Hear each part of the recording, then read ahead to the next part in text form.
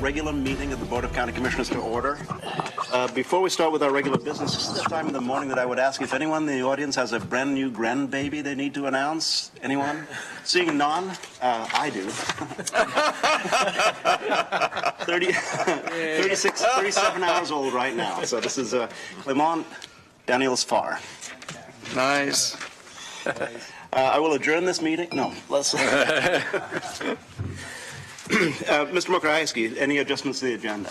We have one emergency item that under that I can bring up, Mr. Chair. I'll call for that under item 4 then. Then we'll move directly along to public comments. We will allow 3 minutes per public comment. You'll hear a signal when 3 minutes is up. Please complete the thought that you're on at the time of when you hear the signal. At this point in time, I have one person signed up for public comment. One person only, that is Dave Piccioni. Mr. Piccioni, would you step to the mic, state your name and address for the purpose of record, and you will have 3 minutes. Hello, Commissioners and Eugene and Lane County. I want to speak about aerial spraying, and just want to give a little brief history of how these chemicals came to be used. After the First, Second World Wars and Vietnam, we had developed the science of chemistry to do a lot of harmful things. There were nerve agents that were used to kill people, defoliants to clear out vegetation so that enemy combatants, particularly like in Vietnam, could be seen hiding in the trees and you could be shot. And of course, the science of explosives, nitrates and stuff. After the wars, they still wanted to maintain that industries, but try to use it in they were hoping in a less harmful way. So chemical agents that were nerve agents were transformed into pesticides. Defoliants were used as herbicides, and explosives were transformed into fertilizers like ammonium nitrate and stuff like that. So the defoliant that I want to talk about is there's a few there that are used in the industry: Roundup, atrazine, glyphosate, and 2,4-D.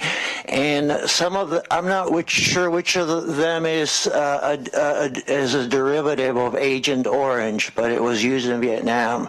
Now, when I was in college, I studied chemistry, which is why I know a little bit about this. And in my third year, I took a class called Environmental Toxicology, and the professor insisted that DDT is not dangerous to humans. And to prove this, he said he had a friend that would be willing to drink half a cup of it. So I didn't have the, what back then that I have now. But if I could go back in time, I would ask him, well, please, let's see that in play. So if people or commissioners or people in government think that herbicides are not dangerous, I would suggest that they put them in a mister or and spray them in their home while they're in there, and their family and their animals, just to see how it affects the communities where the wind blows the herbicides onto them.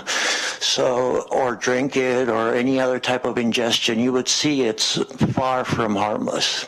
And I hope you would not do this, and I hope you would also stop the aerial and herbicide spraying in Lane County. Thank you. Thank you, Mr. Piccioni. That concludes the list of people signed up to speak to the Board of Commissioners this morning. I'll invite anyone else in the audience who wishes to address the Board of County Commissioners.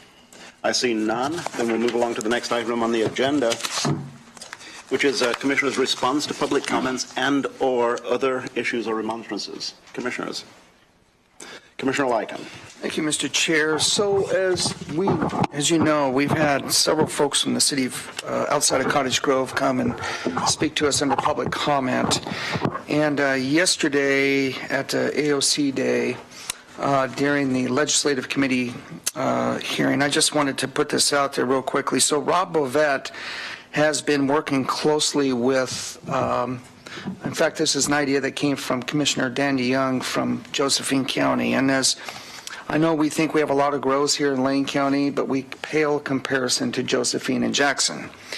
But one of the things that has, because I think what's going on here is, I think the counties are running up to the same type of issue that we heard from citizens outside of Cottage Grove. So, Mr. Bovet, in fact, I just forwarded this to Alex Kyler, so he has it as well, is putting together a pilot project, and this pilot will include Coos, Curry, Douglas, Jackson, and Josephine counties.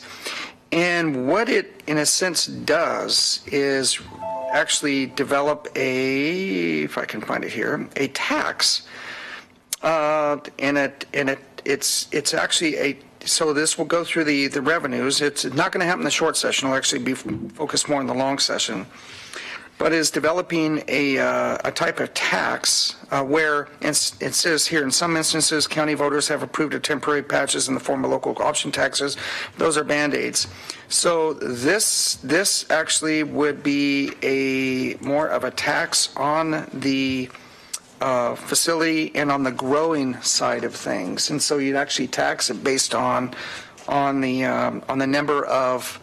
So on medical, of course, we know they are allowed a certain amount of plants, and on the recreational, it's based on the I think. Canopy size. What is it? Canopy size. Canopy size. Thank you. And so that's what's being developed right now. It's kind of interesting. It's not something that obviously is going to come to fruition until potentially 2019. It's going to focus on those 5 counties, but if it does pass, it's a pilot and goes into effect, it could potentially be a tool for counties in the future. So it was pretty interesting just to hear that. There were a lot of questions and answers, because you hear from all counties throughout the state. Doesn't matter if it's in the Central Oregon, Deschutes County. Commissioner Cameron was talking about Marion County.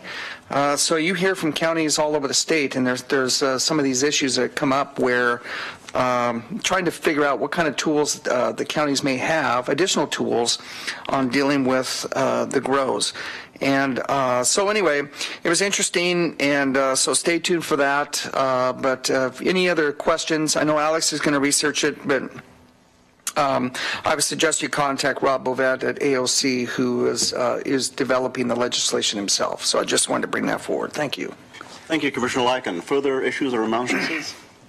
Just real quick. Commissioner Bozievich. I just wanted to note real quick that I attended a work session at the City of Veneta City Council meeting last night, and they were discussing homelessness and housing.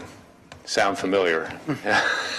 And one of the things they were looking at was our recent pilot program, overnight camping program we passed, and unfortunately they doesn't look like they're going to be able to implement that, partly for budget reasons, partly for the fact that St. Vincent's doesn't want to extend that far outside the urban area to manage a program. But it was interesting to see many of the same issues you hear about here. They had photos of campsites with debris all over the place that they're having to deal with out there in Veneta, as well as just the whole issue of high rental prices and even having workforce issues for first call resolution out there, the call center, and trying to keep workers out there that are having difficulty finding affordable housing.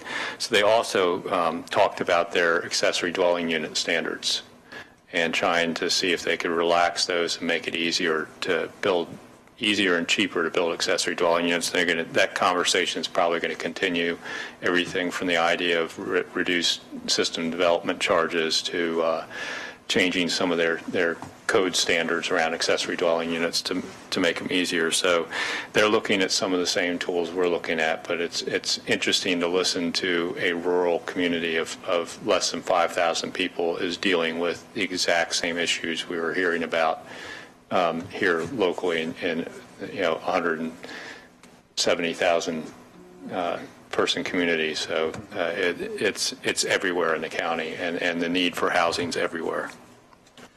Thank you, Commissioner Bozievich. Further issues or remonstrances? Then I'll mention that, Mayor Larson is pretty attuned to the situation out there and speaks very eloquently about it. So and it goes beyond any city limits for that matter. There are parking spaces out there around Fern Ridge where it's posted that you should not leave your car there because of there are people who are actually some of the misbehaving people are in the vicinity at all times. So the great thing is that we're finding legal and safe and sanitary places for people to camp, and that is what our pilot is all about. So seeing no further remonstrances. I'm sorry. That's one. Mr. Chair, and this is going to be very quick, and I apologize, but I couldn't go without saying, so yesterday Oregon lost an absolutely iconic political leader, Vera Katz. And I did not know Vera Katz well.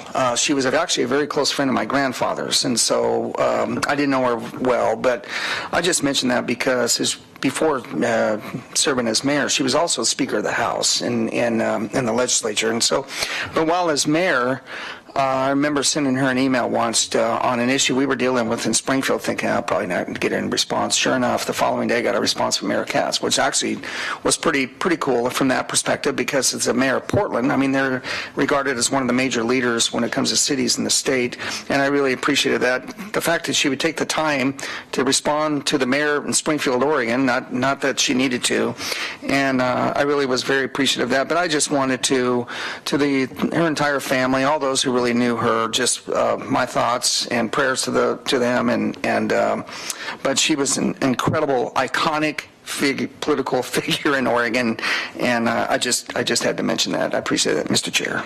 Thank you, Commissioner Lackinen. And Vera Katz was her stretch was very far. Back in the early 90s on the school board, all school boards were working with what was then called the Vera Katz legislation, which was otherwise known as Schools 2000, which all school board members knew who Vera Katz was and knew her influence. So she will be missed. And Commissioner Sorensen, I believe you served. Yeah, thank you very much. I was also saddened to hear about Vera Katz and her passing.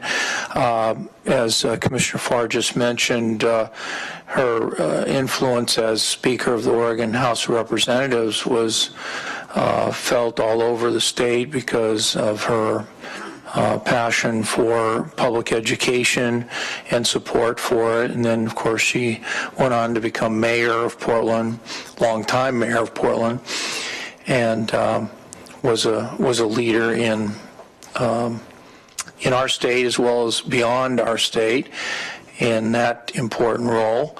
And she was the kind of person that you'd like to see on any board or commission or committee, very passionate about her perspective and very willing to learn about the opposing and different points of view. And I'm sorry she passed away, but I'm glad we had the benefit of her leadership. Thank you, Commissioner Sorensen. Commissioner Williams. Thank you, Mr. Chair. I'm glad that Ms. Katz was brought up in this morning's discussion. There is a piece to her life that I did not know until I read the paper that was talking about her passing and her accomplishments. She was a victim of Nazi persecution as a child. And I think that's significant that you could come out of that kind of a situation as a child and reach the heights that she was able to accomplish in her lifetime. So it's very commendable. It's a great life and a great lesson for those that are oppressed and those that are afflicted by persecution of whatever kind that you can overcome. And she is proof positive of that. Thank you. Thank you. And the vestiges and memories of certificates of initial mastery and certificates of advanced mastery are still in our education system to this day. Thank you. Moving along to emergency business. Under emergency business, we only bring up items as emergency if they are noticed to us after the noticing period for today's meeting, and if they're very timely in nature and need to be taken up on an emergency basis. And I believe, Mr. Mokarski, we do have an emergency business item this morning. We do, Mr. Chair. We had a request. I think it came in on Friday. Mr. Kyler will pass out copies of a draft support letter, and he'll walk through this for you for the proposed Oregon Mass Timber Market Development and Technology Commercialization Initiative submitted by Oregon Best. So this is this request, as you indicated, Mr. Chair, came in late to us after the agenda had been set, and it's being brought forward to you today. And I'll turn it over to Mr. Kyler to walk through the support letter. Thank you. Ms. Schuyler. Thank you, Mr. Chair. As Administrator Mokarski indicated, I did get an email from Paul Barnum, Director of the Oregon Forest Resource Institute, asking for the board's support for this letter of support. It's a grant program that's managed out of the Oregon Business Development Department, otherwise known as Business Oregon. It's called the Oregon Innovation Council grant.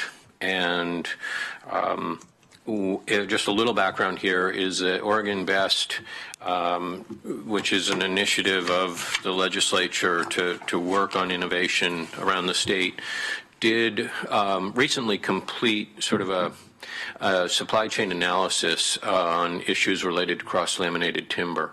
And so this grant that they're going for now is sort of the next iteration of that to try to address one of the gaps that they found in the supply chain, and that is this marketing piece. So I would think it's worthy of support. I don't know if you need me to read this into the record or how you want to handle this. It's a pretty much of a standard.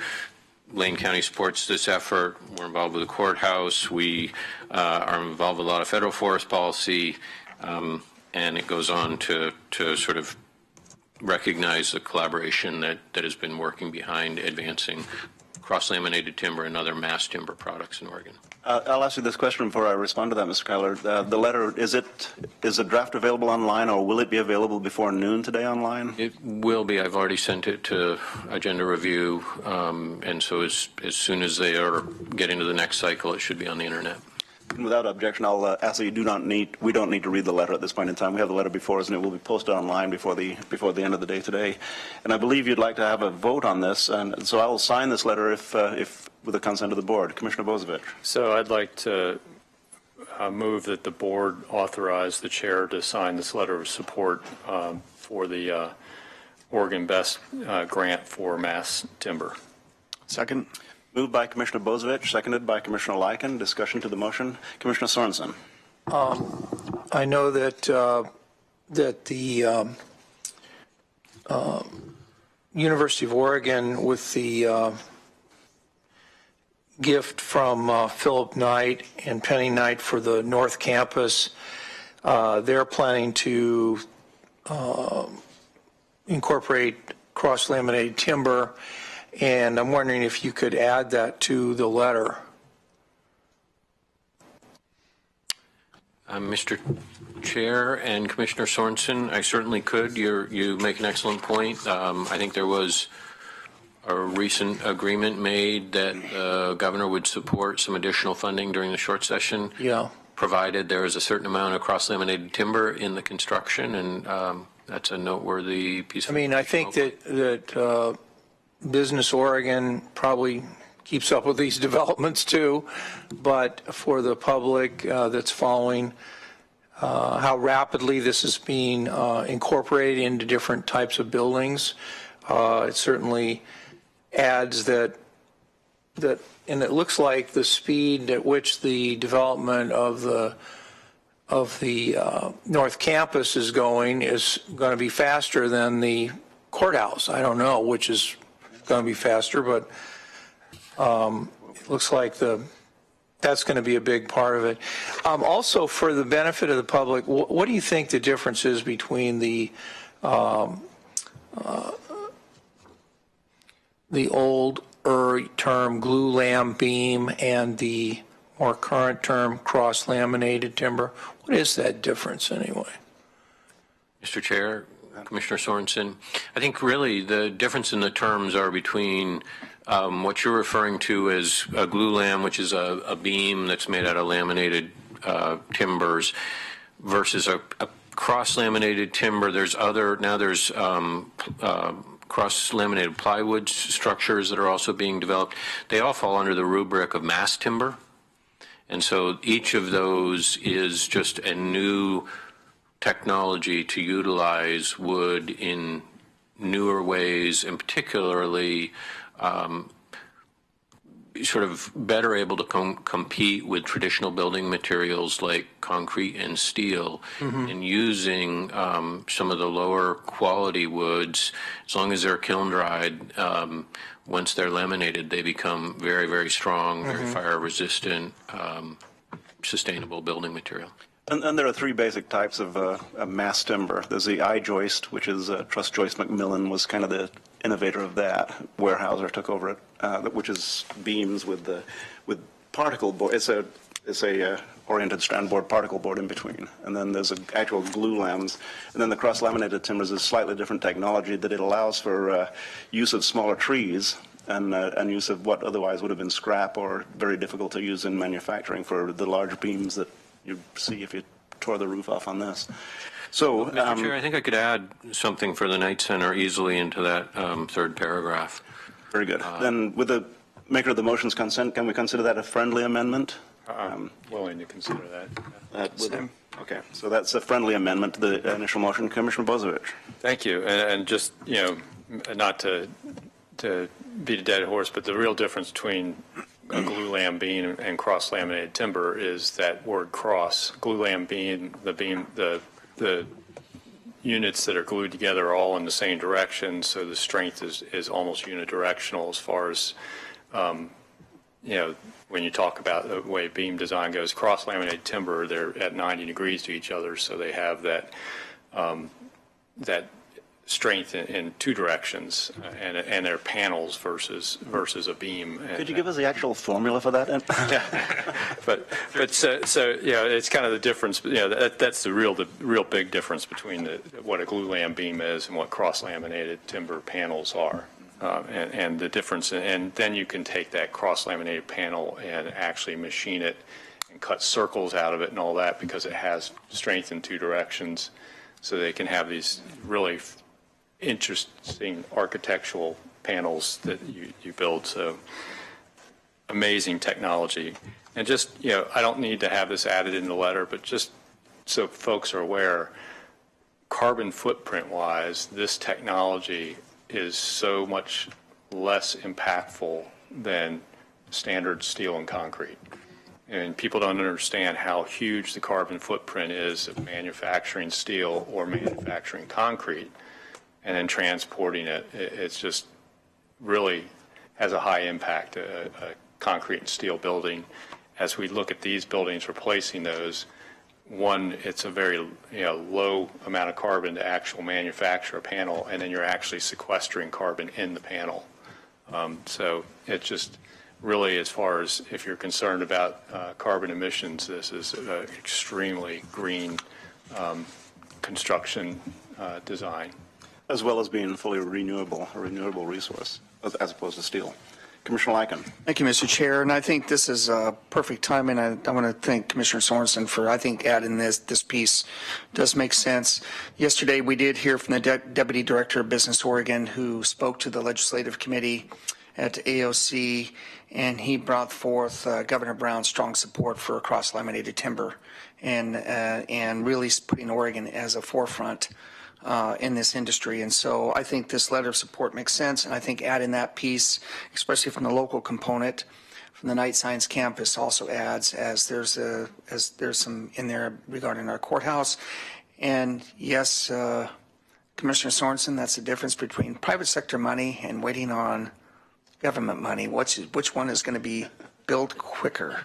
So I don't think there's any doubt about that. So anyway, but it makes sense. Thank you, Mr. Chair. Then without further discussion, I'll call for Commissioner Williams. I just wanted to add a footnote to the conversation. Thank you for recognition.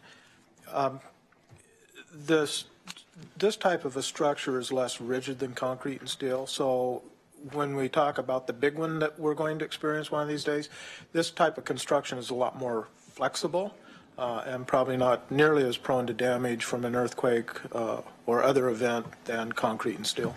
Thank you. Thank you. So we all agree it's a great resource. So thank you, Mr. Kyler, for bringing that forward. With no further discussion, I will call for the vote. All those in favor, please say aye. Aye. Aye. Passes unanimously. Thank you, Mr. Kyler. Thank you, Ms. Morker-Heisky. Any further emergency business? I see none. Then we'll move along with the consent calendar, item 5 on the calendar. If anyone watching online or on television at this point in time, if you click on View Material, you'll see the full detail of each of the consent calendar items that we're considering this morning. The consent calendar will be considered by a single motion. Anything that needed to be discussed more thoroughly would have been pulled from the consent calendar. So we have before us the consent calendar for December 12, 2017. Commissioner Bozievich. So I'd like to move approval of the December 12, 2017 consent calendar. Second? Moved by Commissioner Bozievich, seconded by Commissioner Lyken. Discussion to the motion? I see none. I'll call for the vote. All those in favor, please say aye. Aye. Passes unanimously. And we'll move along to item 6, County Council. No announcements from County Council this morning. I don't believe so, and we do not have an executive session today. And we will have no need for executive today. Then County Administration, Mr. Morker-Heisky. Mr. Chair, I'm happy to hold for a moment since our guests here for item Link Smith and Chris Klein are here for item 7B. So if you'd like to take that item up, I do have one announcement. I'd like to introduce a new staff member, and I want to grab that person before we do it. So if you want to take up item 7B, we could do that. We'll move item A to which will follow item 7B. And at this point, we will move forward with item B, 7B, which is a report, a review of the past fire season, update on forest land classification process. Caught Link stepping out. That's why I'm talking slowly. As we reconfigure Harris Hall for the next item on the agenda, it is a update on forest classification process and assessment letters. Ms. Morker-Heisky, I'll turn this over to you. Okay, we're just waiting on Mr. Smith. Do you want to get started? Okay, great. Thank you. Very good. Good morning, gentlemen. Thank you for your time. This is my first time to meet before you. Quick background, Mr. Smith just stepped out. He wanted to make sure that he was well prepared so he didn't have to be squirmish in front of you folks as he presented. He thought he had more time based on the agenda, so my apologies on his behalf. He'll be back shortly. But for the record, this is Chris Klein, the South Cascade District Forester. Yes, sir. Thank you very much. So for history, Oregonian, lifelong Oregonian, born in Cottage Grove, grew up in Elkton, and this is my first time to meet in front of you folks. So I thought just a brief history. Been working in the Department of Forestry background and the fire profession for 30 years. So I've just recently taken on the district forester role in Springfield, so the eastern half of this county, about a little over a year ago. So anyway, this is my first opportunity to present before you folks. So thank you for your time. And Thank you, Mr. Klein. I'll mention that Link Smith, who is the Western Lane District Forester, has joined us. Ms. Smith, sorry, we moved a little bit quick on the agenda. Rather quick. I'm impressed how you moved through that agenda. We've got a hot gavel up here. So. I apologize. Chris might have given you, again, Link Smith, District Forester for the Western Lane District. Chris and I are equivalents on the two districts there. And we are, again, appreciate some time on your agenda. Want to give you kind of a brief rundown of what happened this past summer. Slideshow. And then give you a little bit of an update on where we are with the forest land classification. So most of the activity was actually in Chris's district this summer. Slideshow top. can you direct me to it? Slideshow up at top. You go up there. The very top one. Yeah, a different version than I have. It's actually got a button, looks like that, but it's. There you go. There we go. Thank you. So, the majority of the activity, fortunately for me, was on the east side of the freeway this year. So Chris will kind of walk you through how his summer went. Following his presentation, I'll walk you through a few points of interest in Western Lane District, and then we'll just give you a quick update on forest land classification. Again, thanks for this opportunity. It was a very busy season. Got a series of slides before we get to links, about 10. This report, so this is the first slide. So if you haven't seen this before, just basically, this is an energy release component. This is a slide that talks about fire dangers, basically what it relates to. It force fuels and the availability to burn, create energy, and have large fire growth. So you might notice here my pointer's a little faint, but there's different lines in here, the blue, the yellow, the red. This is a low fire danger level where you start your year out, moderate, high, and these are extreme levels. So what you can see from this, a few other things to point out, and all of our districts use this. This is common to the industry. The red is the current year, so 2017. Blue is last year's, so for frame of reference. The middle gray line is your average, and then the outside lighter gray shades are your outside edges of your extreme seasons, either high or low. So you can see on that red line, calendar months on the bottom, May, we were entering fire season looking really good. If you'll remember correctly, we had a lot of rain this last winter. Some interesting nuances. We get to June. Normally, our pattern is we'll have two good weather rain events in June. Almost always one in July. Sometimes or not one rain event in August. This year we got the one rain event that we normally get in early June. You know, the danger was coming up, went down with the rain, and then we never received any more rain until about the 10th, or approximately the 10th of September. You'll notice on the blue line from last year, we had a decrease in fire activity and danger due to the rain. So this chart, it's a little bit analytical, but it really shows you the trends of the summer. So we entered the summer well, but it got hot, it got dry, and it stayed that way for an extended period of time. So that's just a quick snapshot. This slide talks about, basically follows that fire danger pattern. And what this shows is our industrial fire levels. These are the restrictions on the industrial activities that are taking place in the county. And so as that fire danger graph rose in the last chart, so rises the fire danger and the level of restrictions. This part, I use this with my board members, and so I share it with you as well. Obviously, the timber industry in our county is very significant.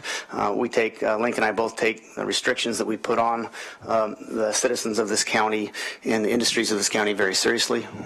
Those are family wage jobs that are bringing in, dollars to our communities, and so this is just kind of that pattern of weather. This very highest one is called the level 4 closure. Only happened for 4 days on the east side of our county this year. That's when all activities in the woods due to the exacerbated conditions are shut down. So again, that's just kind of a knowledge base for you, following that weather pattern. Some nuts and bolts. We had a good season, so a busy slide, but in categories of fire responses, we have different categories of fires, whether statistical we have responsibility directly for, non-stat or helping other people out, helping another agency such as the Forest Service or a local rural fire protection district, and then these are false alarm fire runs. Totals at the bottom for frame of reference for this year, 125 runs total as compared to 79 from last year, so up almost 60%. And our 10-year average is 117. So we were significantly up as far as activity. Very busy summer. We were up in acres. This category here, 78 acres. Our 10-year average is 27. The nuance to this is 47 acres of the 78 are from federal fires that burned onto private protection. So even though we were up significantly, our actual acres were only up 4 acres total from our 10-year average. So it's an interesting nuance. So what was fire season? Again, a little bit busy, but this really puts it in perspective. Our driver is lightning, and so this screenshot here, it's a 2-week screenshot from August 1st until August 14th. And the borders of our state, there's the Columbia River up top, eastern Oregon across the bottom. So I know that's kind of a horrific looking picture, but it does point out, it's a cumulative effort across the state when we're talking, fighting fires, and it's a pretty eye-opening snapshot. Locally, in that same time frame, this is what we were dealing with in Lane County.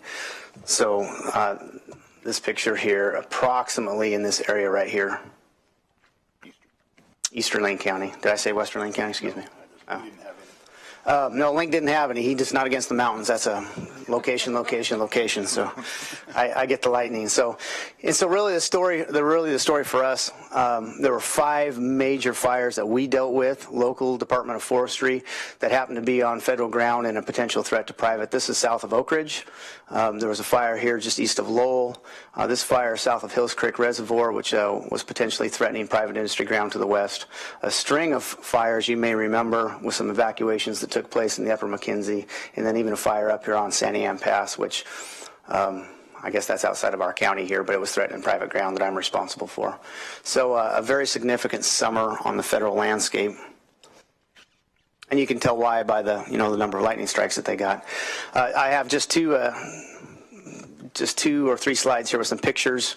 I want to throw props out to the people, the emergency responders of our county. It was a very difficult year.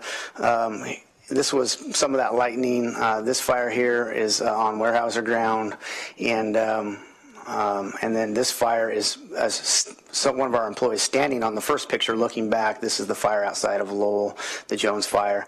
This helicopter here was flying on our fire. It's a Weyerhaeuser Corporation. I wanted to make mention that our local landowners are very involved with what we do, and I'm very proud of their effort to help the county with fire suppression, fire prevention. They're very engaged. They pay us for protection, but many of them go above and beyond what they need to. They have their own equipment, and I just wanted to make note that they are very involved and very strong supporters with what we have going on in the county. Link and I actually contract that ship during the months of August and September for defensive fire within our county. Here's a couple of pictures we had of local fires. You might notice over here in the left picture, there's a person standing there, and that just kind of gives some scope and scale of the fire. This is on top of the Coburg Hills, accessed off McGowan off the east side. And then this other picture on the right is down out of Cottage Grove. The little picture sandwiched in the middle is the day of the fire on the left. McGowan fire is 105 degrees, so we had some really tough stretches. That's Medford type weather conditions, and we had that for a week here locally. And so to have the conditions that we had and locally with Department of Forestry to have the small amount of acres, it was a great response by our partners with the rural fire protection districts, all emergency services within Lane County. Very proud to be a part of that, and folks did an outstanding job. And I guess I would leave you before I turn it over to Link. I do want to talk about, we had a lot of smoke. My report almost makes it sound like a pretty benign fire season, but there are some issues out there that you may be aware of, you're probably aware of, and as a fire manager, I want to make note of. So this is private land that we have in proximity in our county and in proximity to this area, and I'd like to note the private, the healthy landscape, I guess. You can forest stands that are free of decadent material, road systems that are open and accessible, growing, rejuvenating. And I can share this presentation with you too if you like. And then this is a federal picture, and it really is it's in my professional opinion as a fire manager, it's an issue. It's a very real issue. There were fire teams up at Hoodoo this summer fighting those fires, and I just snapped these pictures alongside the road as I was going to one of my meetings, and it's a very stark picture and difference, and you can see in these pictures how explosive those conditions are, and so the federal forest health and the fuels on the ground, and I think anything we can do to remove those fuels, maybe the standing wood, that's a hazard for firefighters. Once that's like that, to get back in there, if it's not put out at a very, very small size, it becomes almost impossible to put anybody at risk. Maybe we could use that wood fiber and cross laminate or something like that. So listening to your previous conversations, at any rate, and that's the result, and this is by 30th Avenue. Our children, our elderly, our families, our communities, dealt with this a lot this summer. So it was a mixed result for fires in the county because of some different things, but at any rate, that was the east side of our county, and I appreciate your time, and I would field questions at the end, and I think I'll pass it on to my partner, Link, here. Thank you, Mr. Klein.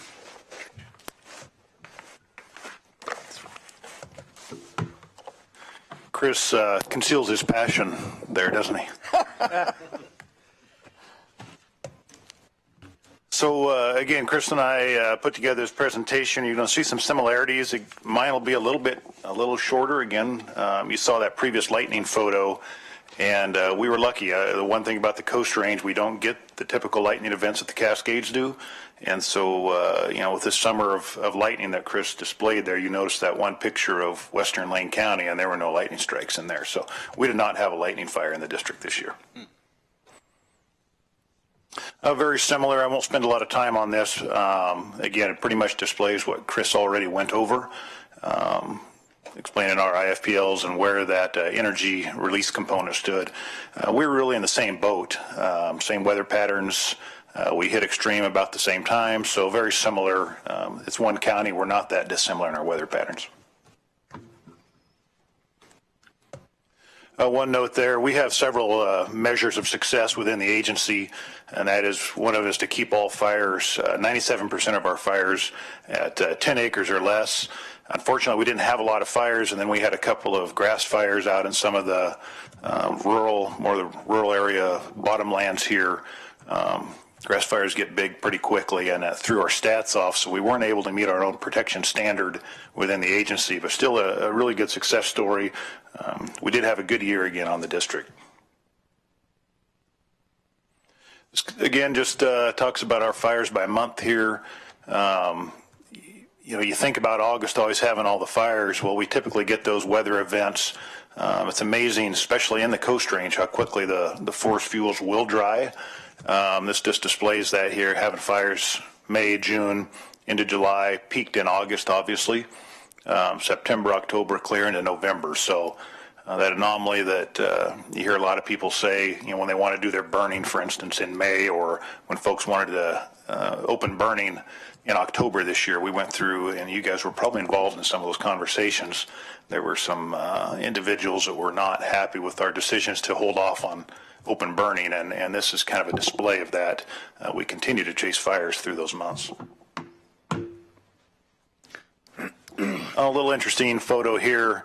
Again, we didn't have lightning on our district this year, but we continue to have fire starts. Most of those are all, and I'd virtually say all those fires were human caused in one form or another. Those can come from car accidents to debris burning. This here was a road project out on Highway 36, and that's just a sweeper. They were turning the sweeper around, and he backed too far off into the ditch there, and the exhaust caught the hill on fire. It was only a 2-acre fire, but we spent about $30,000, believe it or not. Had the Weyerhaeuser helicopter there for many hours. Steep, just flat, steep, miserable, rough ground to fight fire in. Again, a couple-acre fire. But again, just an interesting photo I thought I'd share with you. Just for point of interest too, all fires are cost collectible. We investigate all of our fires. If we can find a responsible party, they have to pay those suppression costs. This one was fairly easy.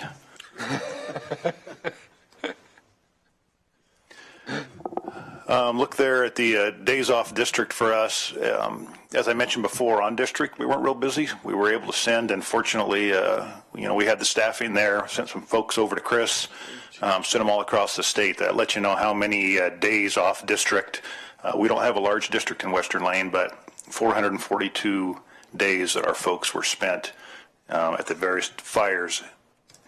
And there's a list there of some of the fires that we were on that were not in the Western Lane district.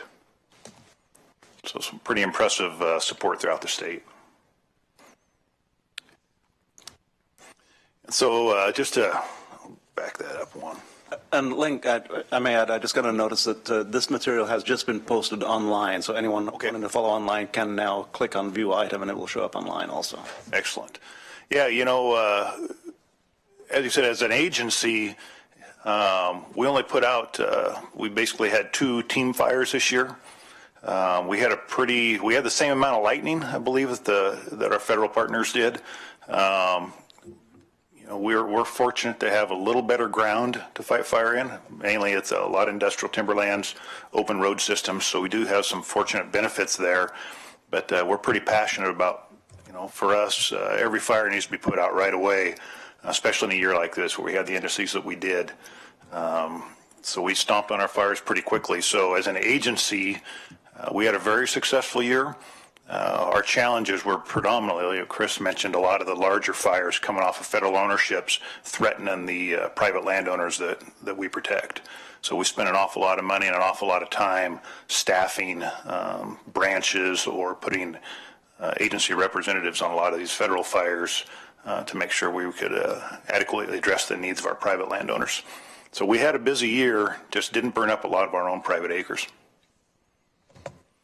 And before I jump into forest land classification, any questions or thoughts on any of the fires? And again, Chris had a far busier year than I did this past summer, but I'd be glad to answer any fire questions if you'd like. Commissioner Lycan.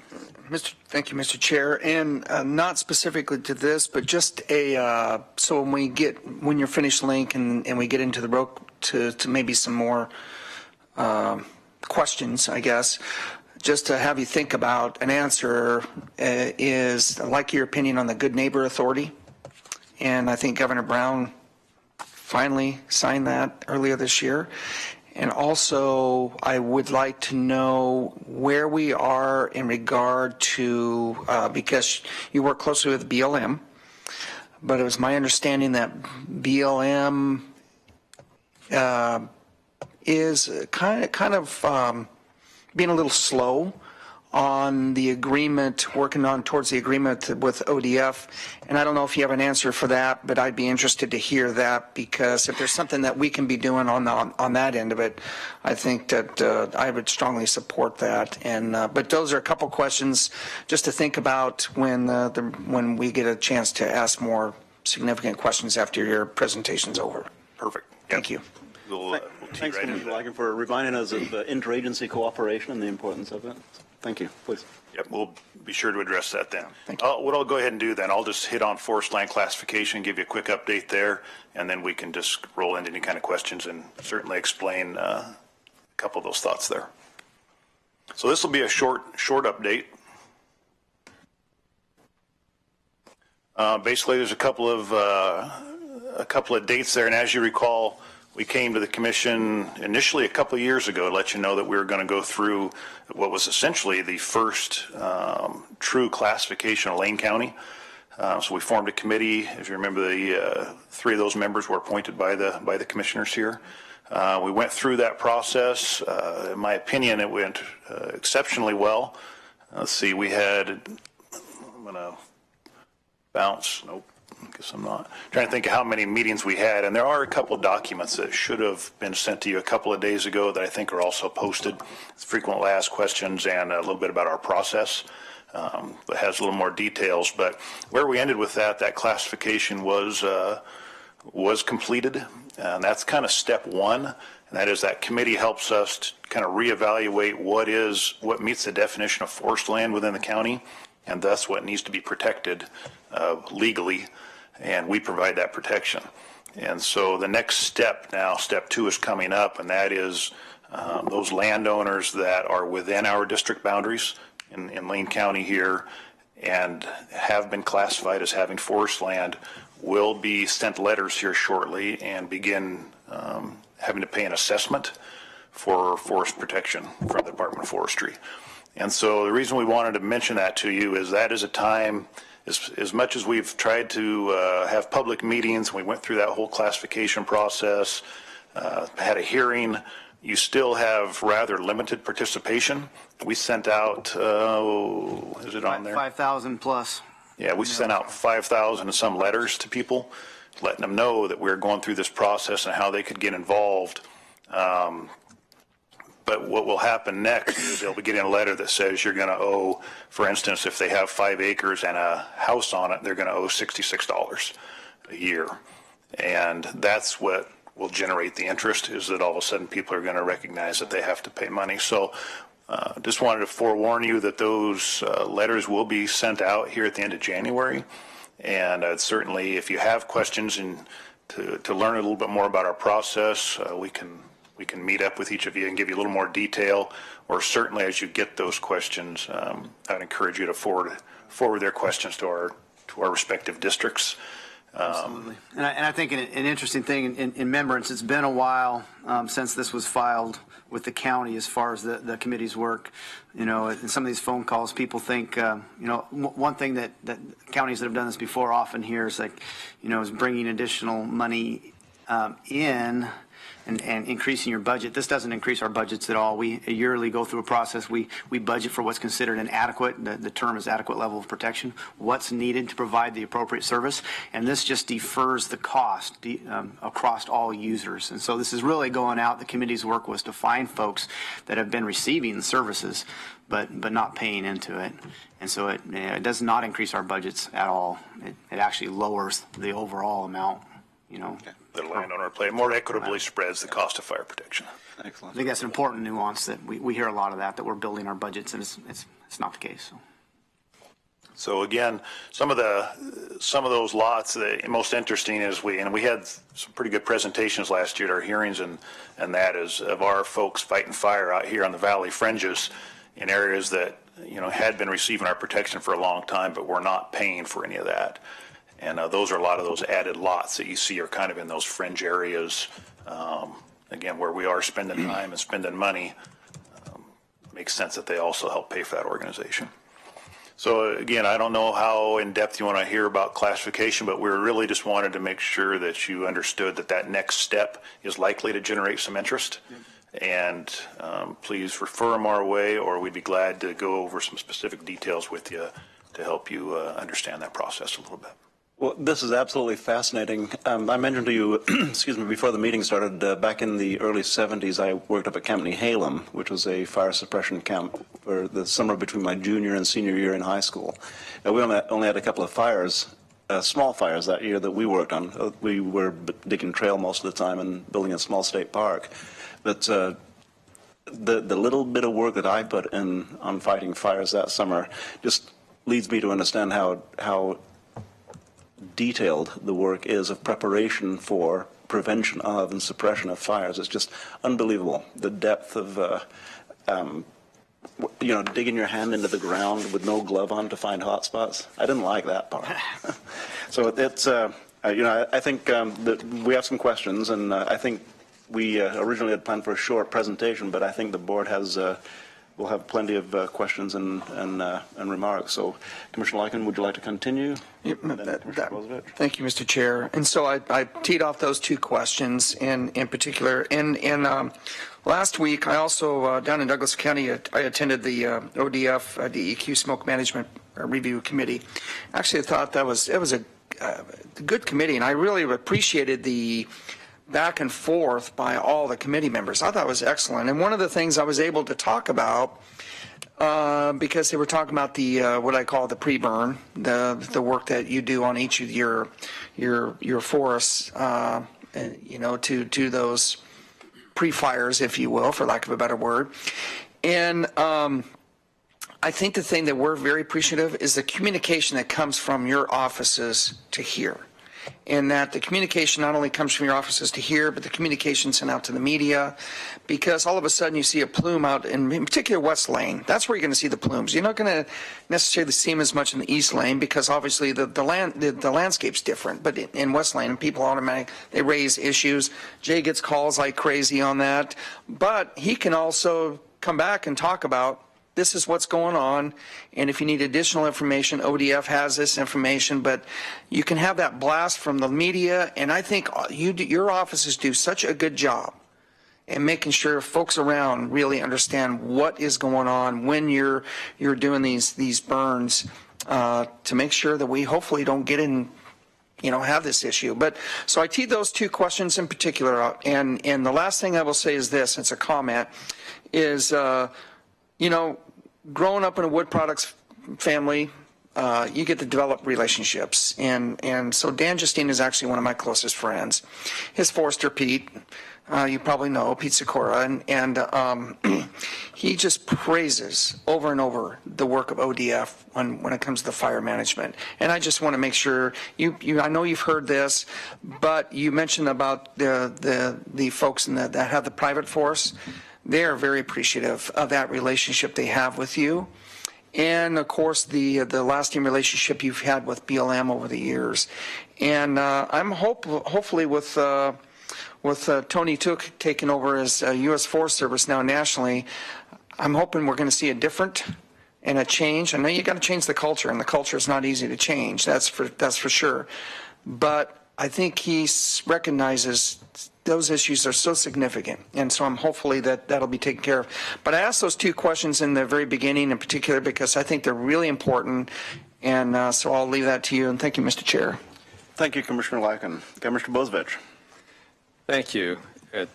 Lots of things that, as you go over that, brings up lots of topics. Interesting the view of the federal land versus the private lands, and it's not just that. You mentioned your target is 97% of your fires are less than 10 acres. That's not quite the same on the Forest Service side of the federal lands. Doesn't have really that same target about initial attack and controlling small. So it's not only just about management of the ground and keeping down timber and ladder fuels and dead trees and snags controlled and doing salvage. It's also about what's the philosophy of the agency. And we kind of saw the result of that with the Chetco Bar fire, where lightning strike fire, but the policy of the Forest Service is in a wilderness, and that started in the Kalmiopsis. They don't fight lightning cause fires. It's policy. It's written right into their directives. And they let that one smolder and grow, and eventually it blew up to where they, got to be what it was. And ultimately, and this is a question for you, is we had that smoke issue this summer several times, and I heard, but I haven't heard it confirmed, that the Horse Prairie fire ignition was actually missed due to the smoke intrusion from the Chetco Bar. And were there any other issues like that this summer? Because that's really. That's a big deal because, usually you guys try and catch stuff early, small, hard initial attack. But if you don't know that the fire started, you can't do that. So is that just a rumor I'm hearing, or is that the true story? So we're up to 3 questions now. So which order would you like them? Let's start with the lack of initial, check the Horse Prairie ignition, whether you guys missed that or not. It was really, so that's not in either of our districts. That's south in DFPA, but it was of significant size before somebody noticed it. And I don't know. I'll be honest with you. I'm not sure what significant size is. I 20 acres or? Yeah, it was 20 acres when it was first 20 reported. Acres plus. And it wasn't just, to be fair, it wasn't just the Chetco fire. There were so many, there was smoke from a lot of fires, and at the point in time, we could never really determine what fire was what as far as where all that smoke was coming from. But it is true that because there was so much smoke in the air, that limited our detection capacity. One of the things, DFPA does have a flying watchman. They actually fly an airplane with Weyerhaeuser's contract. So they've got an airplane in the air almost every day. We have our camera systems, which were worthless. And that one was 20 acres when it was first called in. So the first person to even see it was 20. By the time the first engine got there, it was 50 acres. And then, just to complicate that one, because there was so much fire on the landscape by that time, resources were short. And so our industry cooperators there really helped us pour the horsepower to that. It was dozer lined, had engines, actually had some helicopters flying on it, but there was about 1,000 feet of line there that needed to be hand lined as it dropped into the canyon there. And we couldn't get a crew on it in time. So it was actually my fire team that went down there. We spent a couple weeks on that fire, stopped it at 14,000 acres. But yes, the detection on that, I am absolutely 100% confident that had there not been so much smoke in there, that would have been detected early, and it would have just been a fire that you didn't hear anything about. To be fair, the Forest Service does have similar standards as us about the size of those fires, and they had a lot of great stops this year. You saw the number of lightning strikes there, but there are some differences in policies, forest management policies, fire policies, fight and fire at night kind of policies that are different than ours. Mm-hmm. Yeah, and that detection was a very real problem, all over Western Oregon because of the smoke. So we we missed some fires. Luckily, they didn't get big. That one picture I showed you, McGowan, we had 2 fires up in the Coburg Hills in about a 6-7 day span, and both of them were multiple acres in size before they ever got reported to us. And we have a camera that sits up the McKenzie, looks right at that ridge top. We should have known about those fires when they were a tenth of an acre in size, and so it really did hamper everyone's ability to get on stuff small, keep it small. So yeah, it was real. Excellent. Yeah, just one little follow-up to that. I know I've introduced Doug Toomey to Link, professor of geology at University of Oregon, relative to their Shake Alert system, but he's starting to meld something into his Shake Alert system, which is that Alert Wildfire, which is a 4K pan zoom tilt camera system with high-speed data, which also has infrared.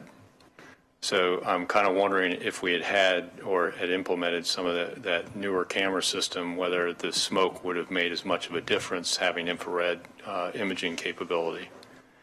And I'm not familiar if that's like, it's the real time is what that is. I mean, can you get it when you need it? Now, we did implement infrared. We were scrambling because of the conditions. There were some flights that came. I believe we had a couple of flights out of Portland that flew up and down Western Oregon looking for fires through the smoke. On the larger fires, National Guard is actually a good partner with us, and the governor sometimes releases resources to us. We use their infrared materials, but that's a cutting edge industry, and I'm assuming that as it becomes developed, becomes more readily available and cost efficient, that we will probably be running down that road as quickly and efficiently as we can to become a part of that. Thank you. And I'm presuming you have interagency after-action discussions and reports and find ways to more effectively communicate and detect. That is our goal, yeah. I would suspect. We have those, and it is our goal to work together, because we're all in this together. And the fire knows no property boundaries. It knows no jurisdictional corner posts. So yeah, we're trying the best we can to work amongst those policy differences and have each other's backs to. And before I call on Commissioner Sorensen, I'll mention, we all feel the effect of it, obviously, and working together as agencies, I'm confident that that is happening. As the smoke affected us, I want to commend, Commissioner Bozovich works with LRAPA, and the director of LRAPA, Merlin Huff, on a regular basis updated it was air quality is what his updates were on, but that was a great indication as to how the fires were affecting us here locally on a hour-by-hour basis. And I know he's been commended a number of times for that, but another chance to say thank you for the service that he provided. Commissioner Sorensen. Thank you. We saw those images, I think it was last year, taken from the cameras that you had, and you said they weren't any good this year. Why weren't they any good? Our detection cameras? Yeah. Yeah, they were good for most of the year. Just those extreme times of smoke, like the picture I put up of I-5, a quarter-mile visibility, you can't see. They can't see anything. Okay. So it'd be like being stuck in a dense fog bank, basically. Okay. We still have those cameras. We operate those cameras. And they're good except during times when the smoke is so thick that Yep. That's can't get this. What about some other kind of technology like infrared? Well, as I mentioned, if it's developed and it becomes cost effective, then. But it's not being used now, and so far at least. Not in a fixed location that I'm aware of. Yeah. What about the flyovers you talked about? And we're utilizing that. But who does that? Not ODF. There's some private contractors, and to be honest, that technology's coming along. And I'll tell you a quick story, and that was we were so smoked in on Horse Prairie we couldn't fly any kind of aircraft. And we're sitting there talking about not being able to recognize or see an initial attack fire, such as Horse Prairie when it started. But as we were fighting that fire, we were doing a large burnout along the west side there. And what was happening, we had a couple spots across the line that went way up in the timber there, but the smoke was so thick, firefighters on the ground couldn't see it because not only the timber, but the smoke was so heavy that there was a private contractor that came in with a FLIR unit. And they were flying, I can't remember how many thousand feet they were up, 10,000 feet, I think. And our ops chief was sitting on the ground in front of a great big computer screen, and he was operating the camera and directing engines to a spot fire that we could see from the infrared FLIR FLIR flight and directed engines in there and put those spot fires out because they were on the wrong side of the line. Like I said, we were in a burnout operation, but nobody on the ground could see it, but we were sitting there watching it, literally clear as day. So that technology, certainly we're trying to utilize at every opportunity. It's costly, but those costs are coming down as there's more and more folks getting into the game. And it might be cheaper overall to put out the fires when they're smaller, when you can detect them. That's, yeah, I'm a firm believer that's still the right answer. That's the first answer. You can't catch them all, but boy, you better put all your horsepower to it and catch them at initial attack. You mentioned that or one of the two of you mentioned that the big threat here is from the, lightning strikes. And a big concern of mine over the years has always been the growth of the population moving toward the forest, into the recreational forest, into the industrial forest. And you mentioned, well, the big driver here is the lightning. What about the Aubrey fire type moving to the forest, moving to the risk? Is that a problem in our community or not? Yeah, it's we've got several things we can address. We can't control lightning. That's just a effect. We can't prevent it. That's something we haven't figured out yet. And it usually chooses really difficult locations and weather patterns. So that's why the majority of our fires are human caused. So I guess. Oh, they're human caused. I thought you said they were lightning caused. The majority of the fires that cause us the most issues are lightning caused. Okay. And that's usually because lightning comes at the end. It tends to come in our area at the end of a very hot and dry. That's how the atmosphere releases its energy, and so it's right on the tail end when the fuels have been really stressed to their max. Hits on some of those pictures, some of those points and those rocky outcroppings, inaccessible terrain. So they tend to give us the most problems. Yeah. Okay. But numbers-wise, we have more human-caused fires than lightning fires, but they tend to be down in the populated areas, lower in the valley, more easily accessible. Easier to put out. Right. Closer response time. Okay. As you recall, though, that Horse Prairie was a man-caused fire, human-caused fire. And then last year when I was here giving you guys an update, I was whining because I had a bad summer last year. And the summer before that, we had, Yellow Point before that, human-caused fire. We had the High Pass fire. Chris's fire team was actually staffing our High Pass fire for us last year, not this, the summer of 16. Again, human-caused fires. So I agree with you absolutely, Commissioner, that, as we're, human encroachment into the wildlands creates not only additional start issues, but it's also more difficult and more expensive to control. The human factor of being able, you heard me talking about a burnout operation on Horse Prairie. Well, it's a little more difficult to do burnout operations when there's homes peppered throughout, which is also why I think you see some of the problems you see in California. They don't have the land use laws that we do here.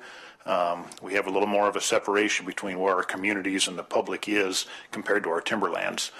Strictly. Is that something that there's any kind of best practices that are being developed for counties on how to properly protect those forest lands from, everybody kind of wants to have, my image at least is they'd love to be closer to that forest if they could afford it, and more people can't afford it. So is there something where you've got something for us that says, well, this is a way to balance your community's desire and the public's desire to live closer to these lands against the safety issues of making sure we don't have too many people killed or burned out because they live too close to these potentially dangerous areas?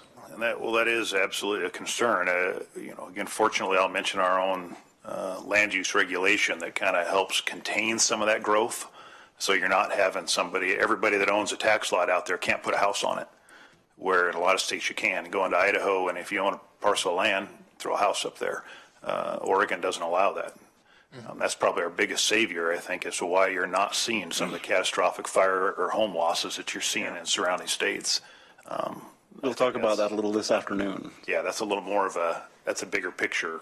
All right, I'll just ask one more question, and that is, maybe next time, I'd love to see more of a longitudinal, more like a 20-year timeline on your east and west districts for the either number of people fighting fires, number of fires, number of days fighting fire. I'm not quite sure how to, describe it, but I'm looking for, is this getting worse in terms of money, in terms of people, in terms of deaths, in terms of property loss?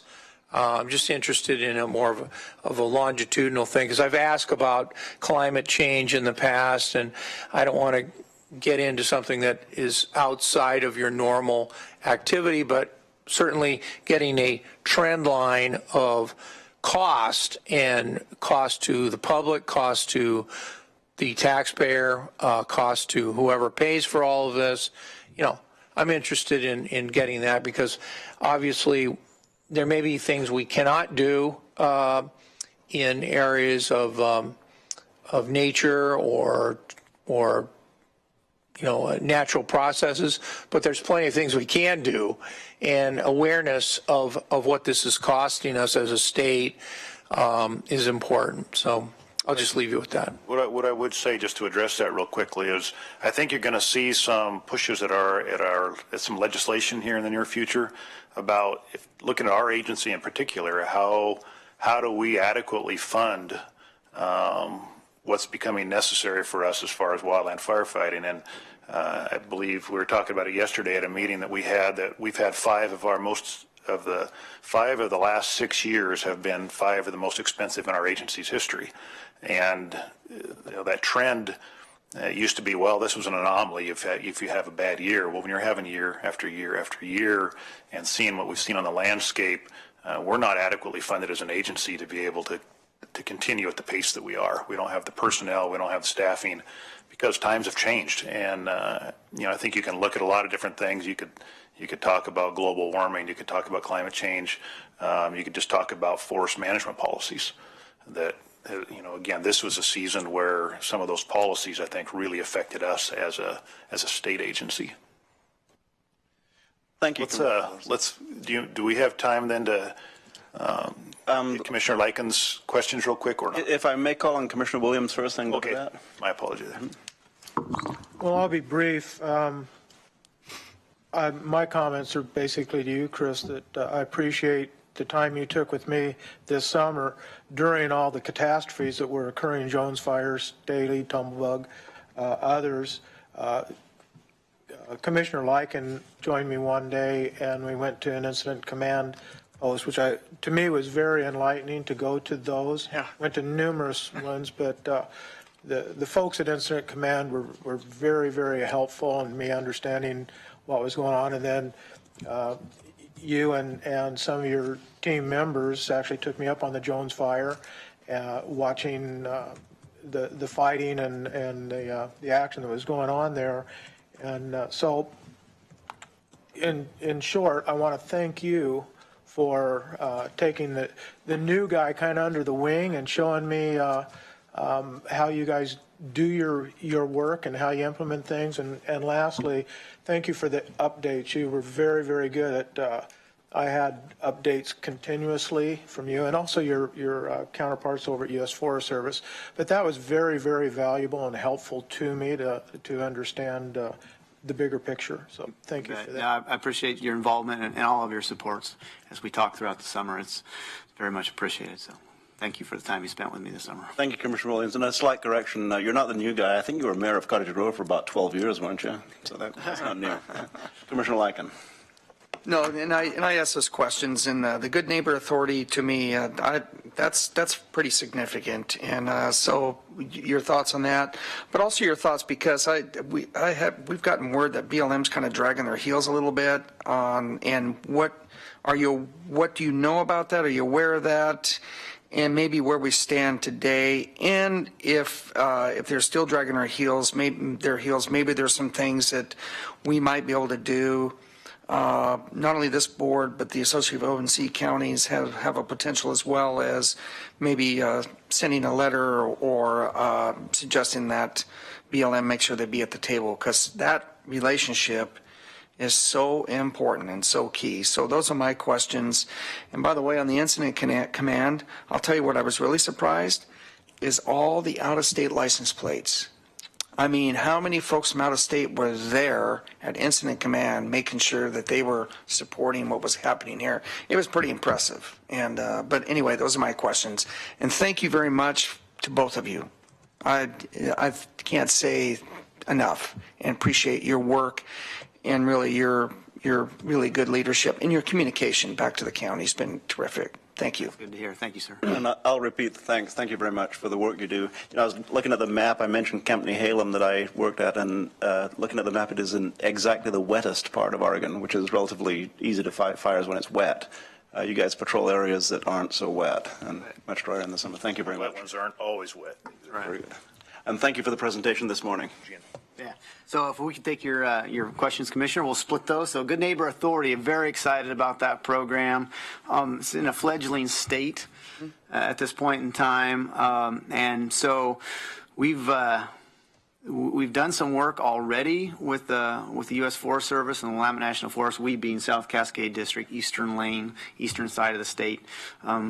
Federal forest restoration is our monies to help with timber sales and start moving wood on the federal landscape that came from the state. The Good Neighbor Authority, however, is strictly federal based, and so we're actually we're about 3 meetings so far with our district and with the Tracy Beck, Forest Supervisor, and his staff for the Willamette National Forest on trying to talk through the scenario. It's like I say, it's fledgling, and make sure that we're taking the appropriate steps and appropriate measures. But we hope to have entered an agreement at the state level. The agreement needs to be signed, has been signed, I believe, and then we have to, if you do work locally, district to forest, there needs to be another agreement. So we're working through those steps right now, and we hope to be online with Good Neighbor Authority work with an employee that's Department of Forestry working on federal land and the revenue that creates to be self-sufficient for that program by early summer. June is our target date, and if we'll make that or not, I don't know. But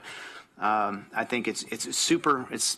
I think it's good for those pictures I showed in that wood, and being able to help our partners out, and they want to be successful too, and maybe this is an avenue for us to help them. It's good for my firefighters. It's good for our community, because I can put people to work out there doing timber sale, marking, and doing some jobs on the ground. So it keeps qualified people around. It keeps money in our community, creates revenue. So that's might be a little bit high level. I don't know if you're looking for greater detail. I don't have a lot of detail yet, but I can assure you that we are excited about it. Both agencies are excited about it, and we are very proactively moving down that road. And I hope to have something going by June. Just the word excited, I think, says enough, because I think that's really important. And I know there's some good collaboration and cooperation that happens in Idaho, and so I'm glad to hear that. It's something I'm watching and paying attention to, and it's interesting to me. So hearing you say that both agencies, there's excitement happening, I think is really key. And anytime we can have this collaboration like this. I can send you updates to that. That'd be great. I would really appreciate it. Thank you. You bet. Thank you. Commissioner Bozievich.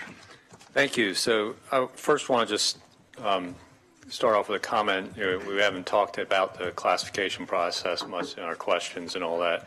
Just want to say I participated in a couple of the public events around the classification process and watched that progress along. I think you guys did a great job of outreach, and just like everything we do here as a board, when you get down to the final decision, there's always people who say, I didn't know you were doing this and all that. But so don't get down when you hear that.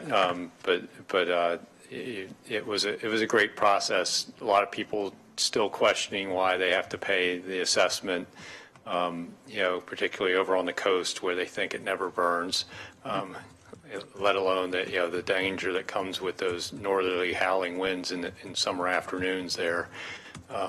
It was a good process, and it's a piece of your budget. And one of the things that was helpful to explain to people is it wasn't going to increase your budget by adding people or acres into that classification, that it just divides the total budget by a larger number.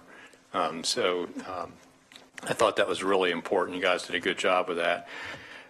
But Commissioner Lyken kind of spurred this question for me because he talked not only about the smoke management meeting, but also mentioned El Rapa. And it just happens we had a citizen come into an El Rapa meeting a couple months ago to complain about a controlled burn that was a marijuana grower and the impact of controlled burns on marijuana crop, because just about the time you guys start allowing controlled burns is harvest time. And it is a significant cash crop for Oregon. Have you guys looked at any sort of, as you're talking about smoke management and all that, any sort of impact on some of the growers? Because those buds get really sticky in October, and they will pick up smoke particles and all that, and will actually decrease the value of the crop. Proud to know that I did not know when they even harvested. Yeah. I don't know an answer to that. Yeah. But it was a question that came up, and we obviously said, she was talking particularly about some slash pile burning that was done near her crop, and we were like that. Are those sites registered? I mean, could we reach out to folks and tell them that? Yeah, there is actually, OLCC should be able to tell you where they're permitted sites for outdoor grows. We really do. I'm kind of proud of that fact. We work really hard through the smoke management plan to minimize impacts to the public. In fact, I just hosted a Board of Forestry and the EQC meeting, and Merlin Huff was there from El Rapa, and Joe Niehaus. They attended that same tour where we went out and we burned some big slash piles right out by Crow. And, we worked pretty hard at working with our landowners to do that, accomplish that fuels reduction with the least amount of impact we can. And I've never, that impact usually is minimizing any kind of smoke into what we call a smoke sensitive receptor area, SSRA, which is where the people are. So we work really hard at accomplishing that, throwing in a grow operation that's just never been in our wheelhouse. It's something new on the landscape. So that is interesting. Maybe interesting to see how that works out over the next couple of years, that conflict between trying to manage fuel loading and this new crop that actually has an issue with being just so sticky. Part of the issue of bringing a new item into an existing system. Yeah. So that's we have an existing system that should be adapted to rather than try to adapt the system to a newcomer. So thank you very much. Thanks for the discussion. This has been a great discussion. So one last question. You had the BLM question. Yeah. The BLM question. Thank you. Just to hit on that real quickly, we are, as you might know, we contract with BLM. We protect their lands from fire under contract, and that contract is ends in June. To give you a quick history on that, those lands, and particularly the ONC lands, it's interesting. It's in our annual report. I have all the original typewritten annual reports from back to 1913 for our agency. Well, we began protecting those, be it what are now the ONC lands, in 1916.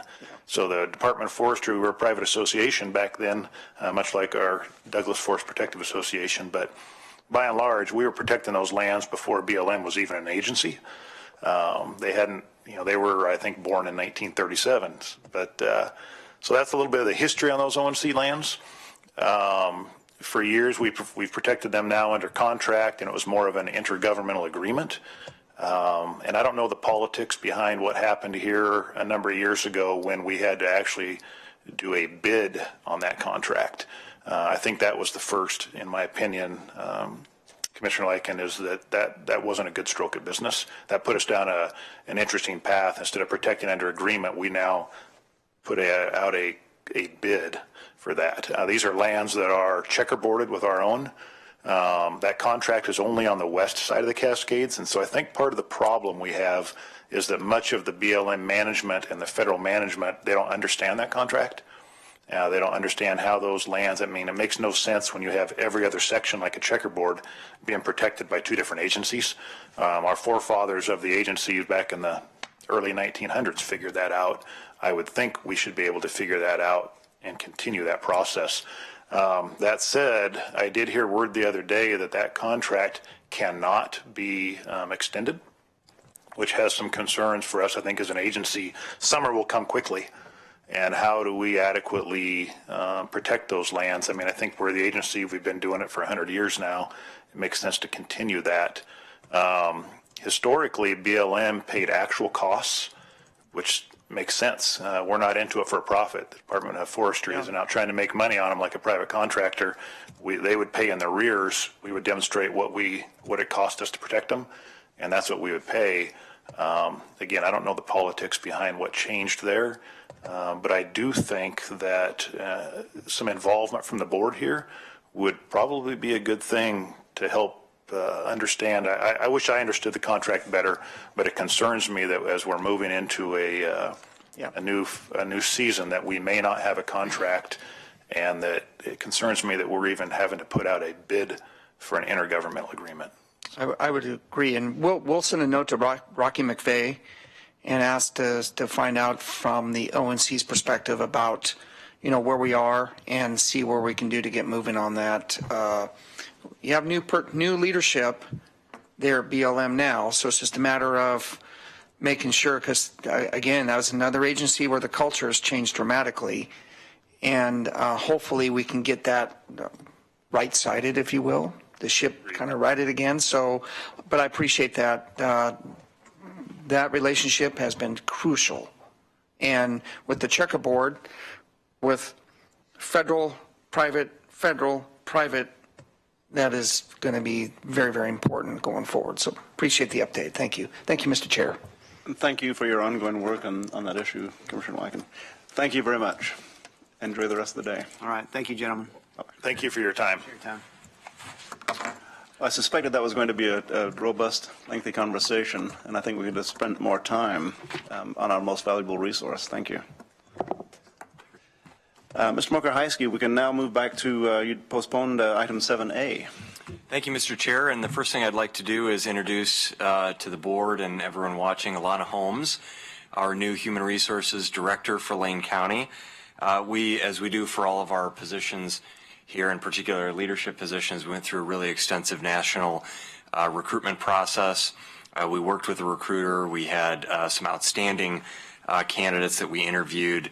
We did a number of panel interviews and meet and greets, and I reviewed hundreds of comments from folks who participated in that, and Alana rose to the top of a really outstanding group of candidates, and so I'm pleased to introduce her. She started yesterday, new employee orientation, and so day number 2. How's it going? It's going great.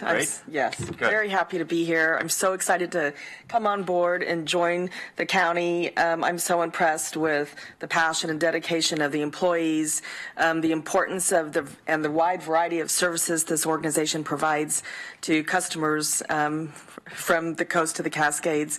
I'm looking forward to really immersing myself, speaking to a lot of folks, listening to a lot of internal and external stakeholders to learn more about what I can do and the HR team can do to support the organization. And I think strategic planning process will be starting in the new year. So I'm excited to come on board and be a part of that as well. So let me just tell you a little bit about Alana, and one of the things that I so appreciate is how outgoing and positive you are, and we're really excited to have you as part of our leadership team. She has most recently came from the City of Eugene as the Director of Human Resources for the past 8 years at the City of Eugene. Prior to that, she also did recruitment and selection for the City of Eugene. She was the Employee and Labor Relations Manager for the University of Oregon. Before that, she came from the great state of Texas, Travis County, Texas, and is a Longhorn. Is that right?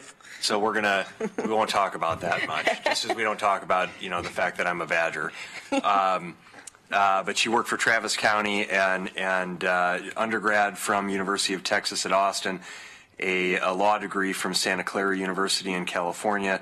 She's been really involved on a number of community boards and coalitions, the City of Eugene's Internal Equity and Human Rights Board, the United Way of Lane County Internal Operations Committee, the Equity and Community Consortium, University of Oregon Special Education Advisory Board, and more.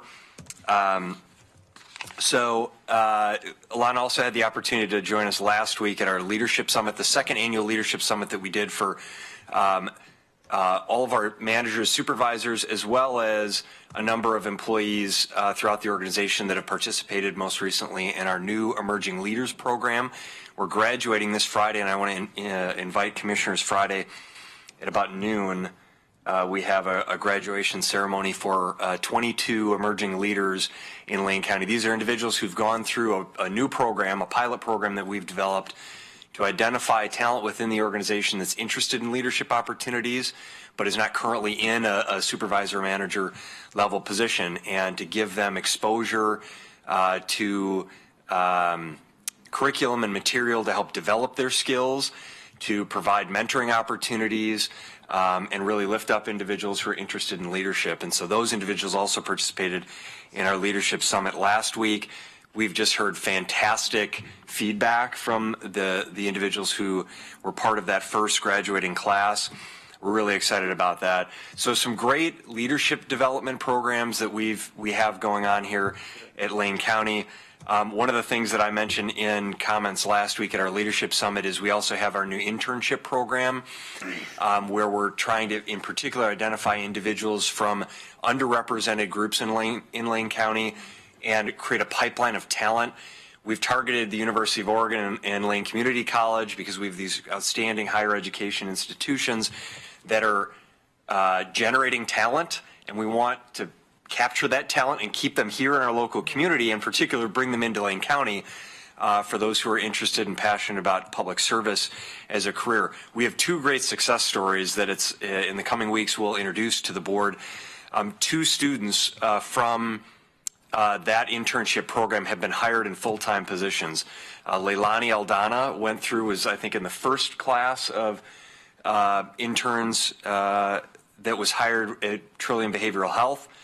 And Nathan's last name is escaping me at the moment. I had it and I just forgot it here at the moment. But Nathan was an intern in our Human Resources office and was hired recently as a full-time, I believe, program specialist in Human Resources. So two great examples there. So just some really outstanding things that are happening, and a lot of that work led through our Human Resources office.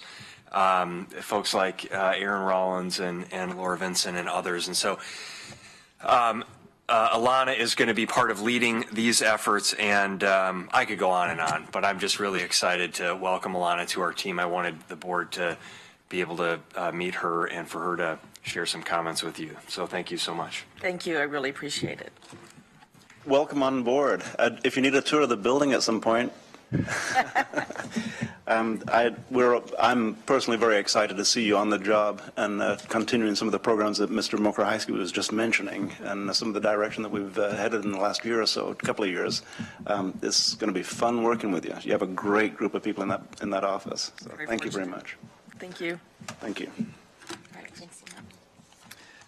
Just a couple other items, Mr. Chair. I mentioned the Leadership Summit last week, and I'll just make one other comment about leadership that we talked about last week, that we had Chris Jensen from the Table Group, a consulting firm out of Portland that Health and Human Services worked with, and we're starting to work more regularly with in Lane County, helped to facilitate our discussion that began last year at our Leadership Summit around building teams and what makes for an outstanding team.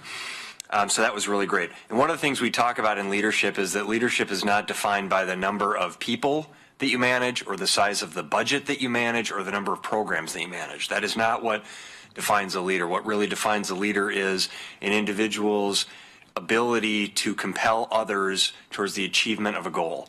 And so in that sense, leadership is really something that every employee in our organization has the opportunity to participate in, regardless of whether or not they happen to be a manager, or supervisor, or manage a budget, or manage a program, or a lot of people.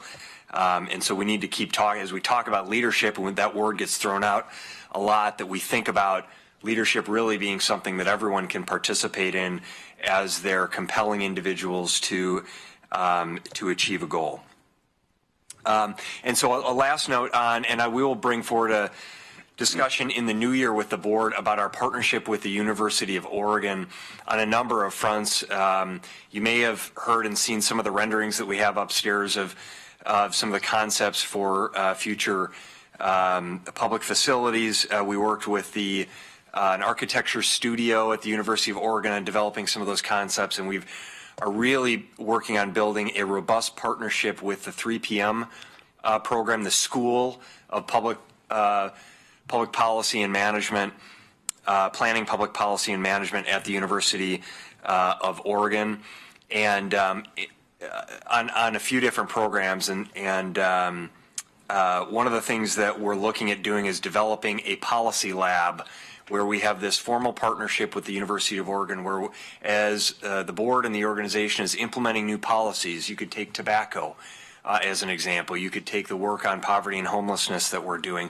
These sort of newer initiatives that are pilot-based or new programs that we're launching into, that we tap into our partners at the University of Oregon and the students that are there and the faculty there to analyze the impacts of those new programs and policies at the foundation, so that we can really learn from what's working well, what needs to be adjusted from those things. So we're taking the development of policies to the next level, which is, not just adopting the policy and implementing it, but how successful are those policies, and how do we track that and make sure that it really has the intended impact in the organization and the community.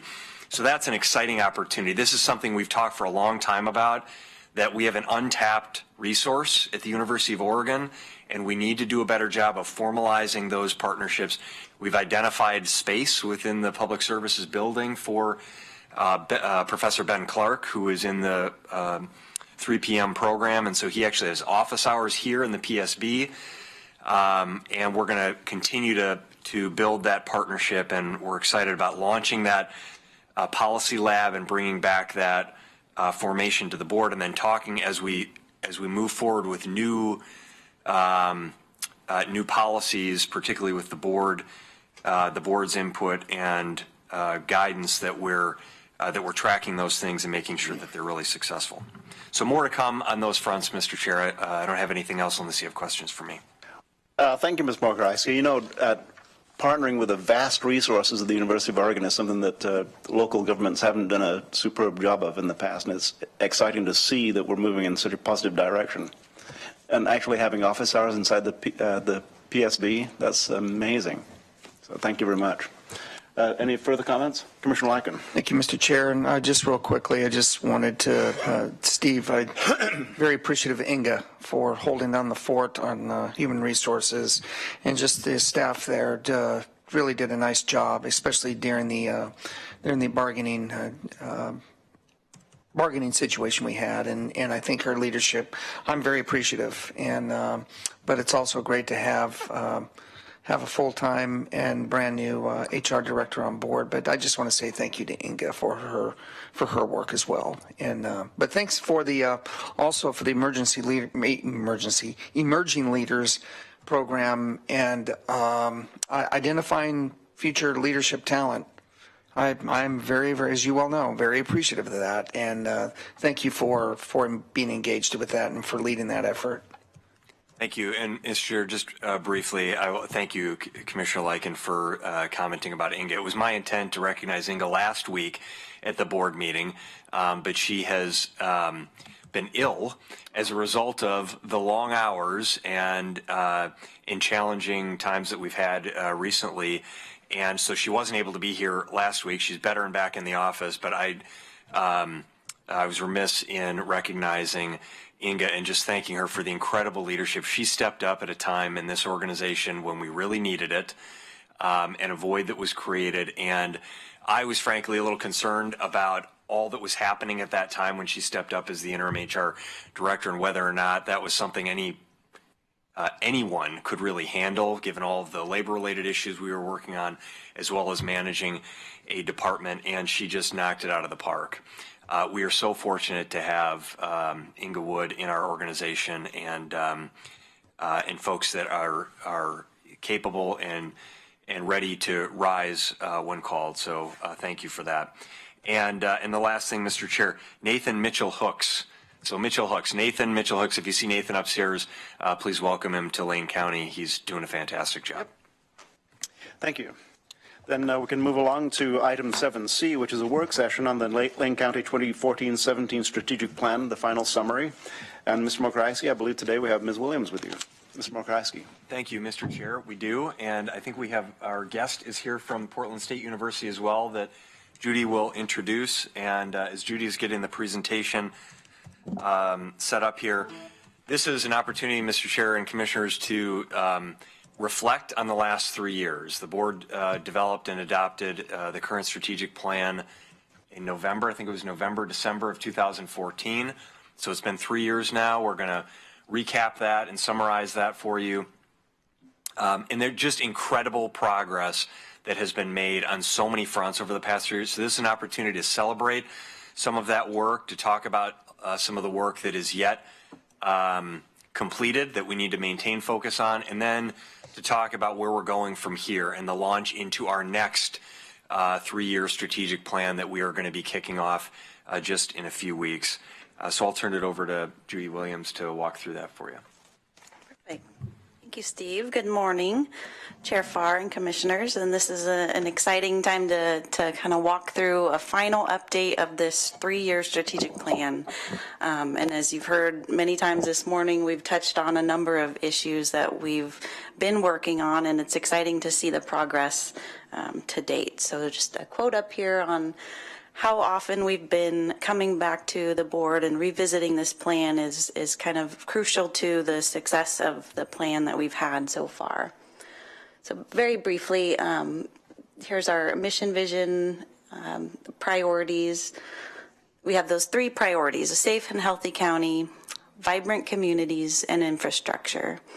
And this morning I'm going to briefly kind of walk through where we've been, highlight a number of completed items that we've worked on, highlight some ongoing items, and then, as Steve mentioned, invite our guest up here and talk about the next steps. So again, before I kind of walk through, I wanted to mention on our website and as part of the material, as we have a number of action items and as this plan has grown over the years, there's a lot of detail. And so in that, on the website, there's attachment A, which is like 4 pages of all of our completed objectives, completed action items that you can get a lot more detail, or the public can see that detail. Attachment B also is about 61 detailed action items that we're still working on and have progress to date. So do feel free to pay attention online if you wanted to do that. So briefly, as Steve mentioned, we started in 2014 with an adopted plan. At that time, we had 43 action items in those 3 priority areas. We've done quarterly reports to date with you, and every year we've had annual updates. And in each of those annual sessions, we've added many action items. Sometimes we've added completely new objectives, such as the administrative side of the infrastructure goal. I had a small error as I was just continuing to count back there. We have 100 action items. And of those 100, we've completed 39 to date. And just a small caveat on the rest of the items doesn't mean that we failed and that we didn't complete the rest of those, but several of those action items are really project-based. We work a lot with several other plans in the county, so as they are getting updated, such as the Community Health and Improvement Plan, CHIP, which you'll hear about later, they regularly update that, and we added 5 new priorities from the CHIP that was updated last year. So this is kind of a fluid plan. We have several that are ongoing, so I just wanted to address those briefly. And just to throw a few of these plans on the screen that we are continuing to incorporate into this plan: their 10-year public safety plan, the CHIP, as I mentioned, transportation system plan, our economic development strategic plan, Community Corrections Act funding plans, Our performance auditor had a 2-year audit plan, just continually working with the ongoing plans that we already do work with on a regular basis here. And briefly, we couldn't have done all of the progress and made all the progress over the years alone. This is a huge effort from the community in the beginning stages, being involved in our open houses, our planning stages, you know, coming to board meetings, giving their opinions, use the commissioners and championing this plan, talking about it as you go meet with community and other stakeholders, our leadership team, all of the collaboration efforts that we already are very involved with several other organizations through it, you know, Public Safety Coordinating Council, United Way, Trillium, sponsors, our advisory committees, just to name a few of the great collaborations that we have in place. Very briefly, I wanted to take a minute and try and acknowledge several staff members too, as again, this has been a 3-year plan. A lot of the staff have been the key players here, and in terms of accomplishing these tasks and objectives. In addition to that, we have had leads on these 100 action items, have had lead folks that have really been crucial in the success, and also the reporting back and forth through me. So just briefly, Steve Manila, Lisa Nichols, Karen Gaffney, Brian Johnson, Ron Jelms, Carla Ayers, Bruce Abel, Andrea Williams, Sheriff Trapp, Captain Buckwald, Aaron Rollins, Laura Vinson, Mary Miller, Patty Perlow, Donovan Dumeyer, Sarah Means, Alex Kyler, Mo Young, Sarah Chinsky, Brian Craner, Devin Ashbridge, Greg Rickoff, Dave Reeser, Becky Taylor, Lydia Kay, Corey Bowler, Tanya Heaton, Michael Johns, Tim Elsey, Dan Hurley, Oren Schumacher, and Matt Dapkus. I've been kind of those key lead folks that I've counted on over the years to update us on the plan. Briefly, I'm not going to walk through every bullet point. We have a lot of items here, and I'm just going to highlight 1 or 2 on each of these slides, and I have maybe just 6 more slides, so I won't tediously go through each item. But just a quick mention, the progress on working with our Oregon delegation to maintain CCA and justice reinvestment funding. This was actually completed twice. We had, you know, an effort in 2015 and also an effort in 2017. And due to the successful collaborations that we do have, there's been increases in the portion of funding that we've been able to get, as well as increases to the portions of that pie that have also really helped to bring additional funding to Lane County. Another item that we've completed in the Safe and Healthy County objective is work on our budget. Again, there's been a 3-year plan really to work on our budget, and that was from, you know, enhancing revenues from the beginning. What can we do to bring in additional revenue? Looking at our debt, how we can pay that off. Making a focus for one-time funds for one-time expenses. And then thirdly, really looking at our internal processes. Are we looking at technology the right ways, fleet, facilities, and really trying to have that thorough process internally. And again, one more slide on the Safe and Healthy County, and I'll just quickly touch base. The work on adopting a transportation safety plan, that was back in July of this year. Another great successful collaborative effort in the planning phase, implementation phase, as we, you know, as the counties has one of the highest numbers of deaths on our road systems, and the efforts that are taking place based on this plan is very exciting work to address these critical issues. In the realm of vibrant communities, just a couple that I'm going to highlight. In 2015, there was a lot of work done that we, in Goshen areas, we were looking at an area to redevelop, rezone, to look at that industrial land. Another is a lot of work that went into the Rural Prosperity Initiative to really focus on our rural communities. So having that connection between rural communities and the county. We did a lot of work on inland management in terms of their efforts towards creating a strategic plan recently, and then prior to that in 2016, really reviewing the fees for service. We've adopted in 2016 and implemented those updated fees. The incredible work in terms of the task force of community stakeholders with regards to human rights. There was a lot of work from 2015 and throughout the years in terms of creating a framework. We've hired staff as well, Mo Young. We've had an advisory board that began meeting in 2016. We've had task force recommendations that have been approved from that advisory board, and now finalization on the strategic plan for that. And that's a lot of excitement and progress in that realm. In the world of infrastructure, a couple of items that we've completed in 2015, again, just highlighting the budget, 2015, 2016, 2017. I won't repeat those, but just that 3-year plan highlighting the work that we've done to stabilize and balance our budget. Is that a glue lamp beam up there, I see?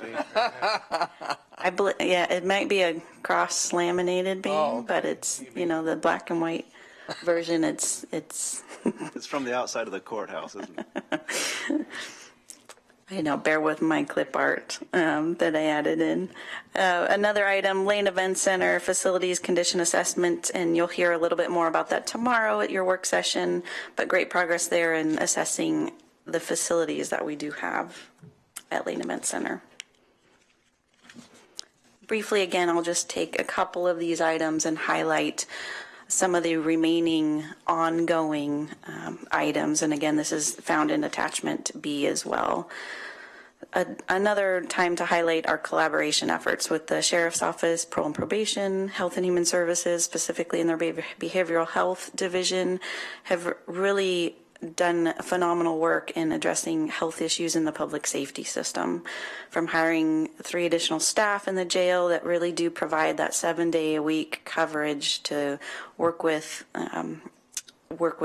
discharge planning with inmates, work on socialization, community outreach efforts. There's a behavioral health person that sponsors it as a result of this collaboration. So the work's still ongoing, but this is great to highlight that collaboration. Sponsoring development of supportive housing. A lot of work in that effort has taken place and more to come. So a pre-development of a 50-unit housing first building on the MLK campus. A feasibility analysis on additional units as part of the overall Operation 600 project. Oaks at 14th through sponsors and other collaborations. There's another exciting result out of this. For vibrant communities, just a couple things that I'm going to highlight. Work on our vegetation management task force. We started with the creation of a task force back in 2015, another very collaborative effort with the members on that task force. They've worked very hard with Public Health Committee to really get some recommendations, and through that have approved 4 products for use for the vegetation management program. The Board of Health did finally also adopt those recommendations, and that was implemented in the summer. So this is just an ongoing, staff is working on implementing the task force recommendations. Improving recruitment, selection, retention, and advancement. You heard a lot about that with Steve's comments earlier in terms of all of the success with as it relates to in the human resources area with increased outreach efforts. We've been out in the community trying to recruit, talk with folks about what jobs are available in Lane County. We've had workshops in a number of communities, but we've also had workshops internally to help our employees with interviewing tips and recruitment efforts. We've also added more inclusive language into the job application process as well. And one more slide, ongoing efforts in terms of infrastructure. Again, the Lane County Events Center business plan was one that I was going to highlight. And again, you'll hear more tomorrow, but we've started with that facility condition assessment.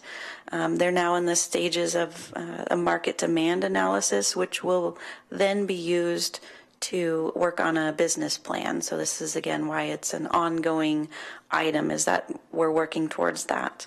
And you'll hear more tomorrow. Exploring succession planning, career development opportunities, and leadership programs. Again, highlighted a little bit this morning with our Emerging Leaders program. It's exciting work with Nathan Mitchell Hooks that we've been hired on full-time, that started as an intern. And he has done a lot of work on the succession planning documentation and getting that out to departments. And then finally, I just wanted to put our website up here for a couple of reasons, and lanecounty.org/strategic plan.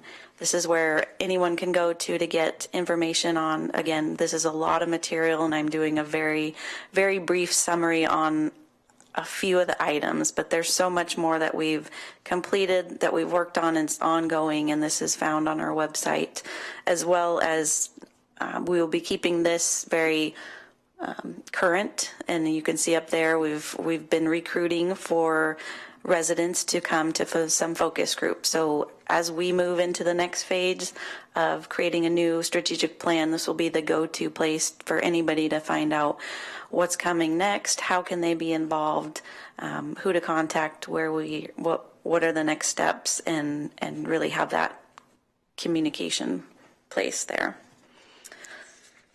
And then speaking of next steps, I will invite Dr. Margaret Banyan to the table, if she can join us. And we did go through an RFP process, and we are really excited to have awarded the contract to Portland State University.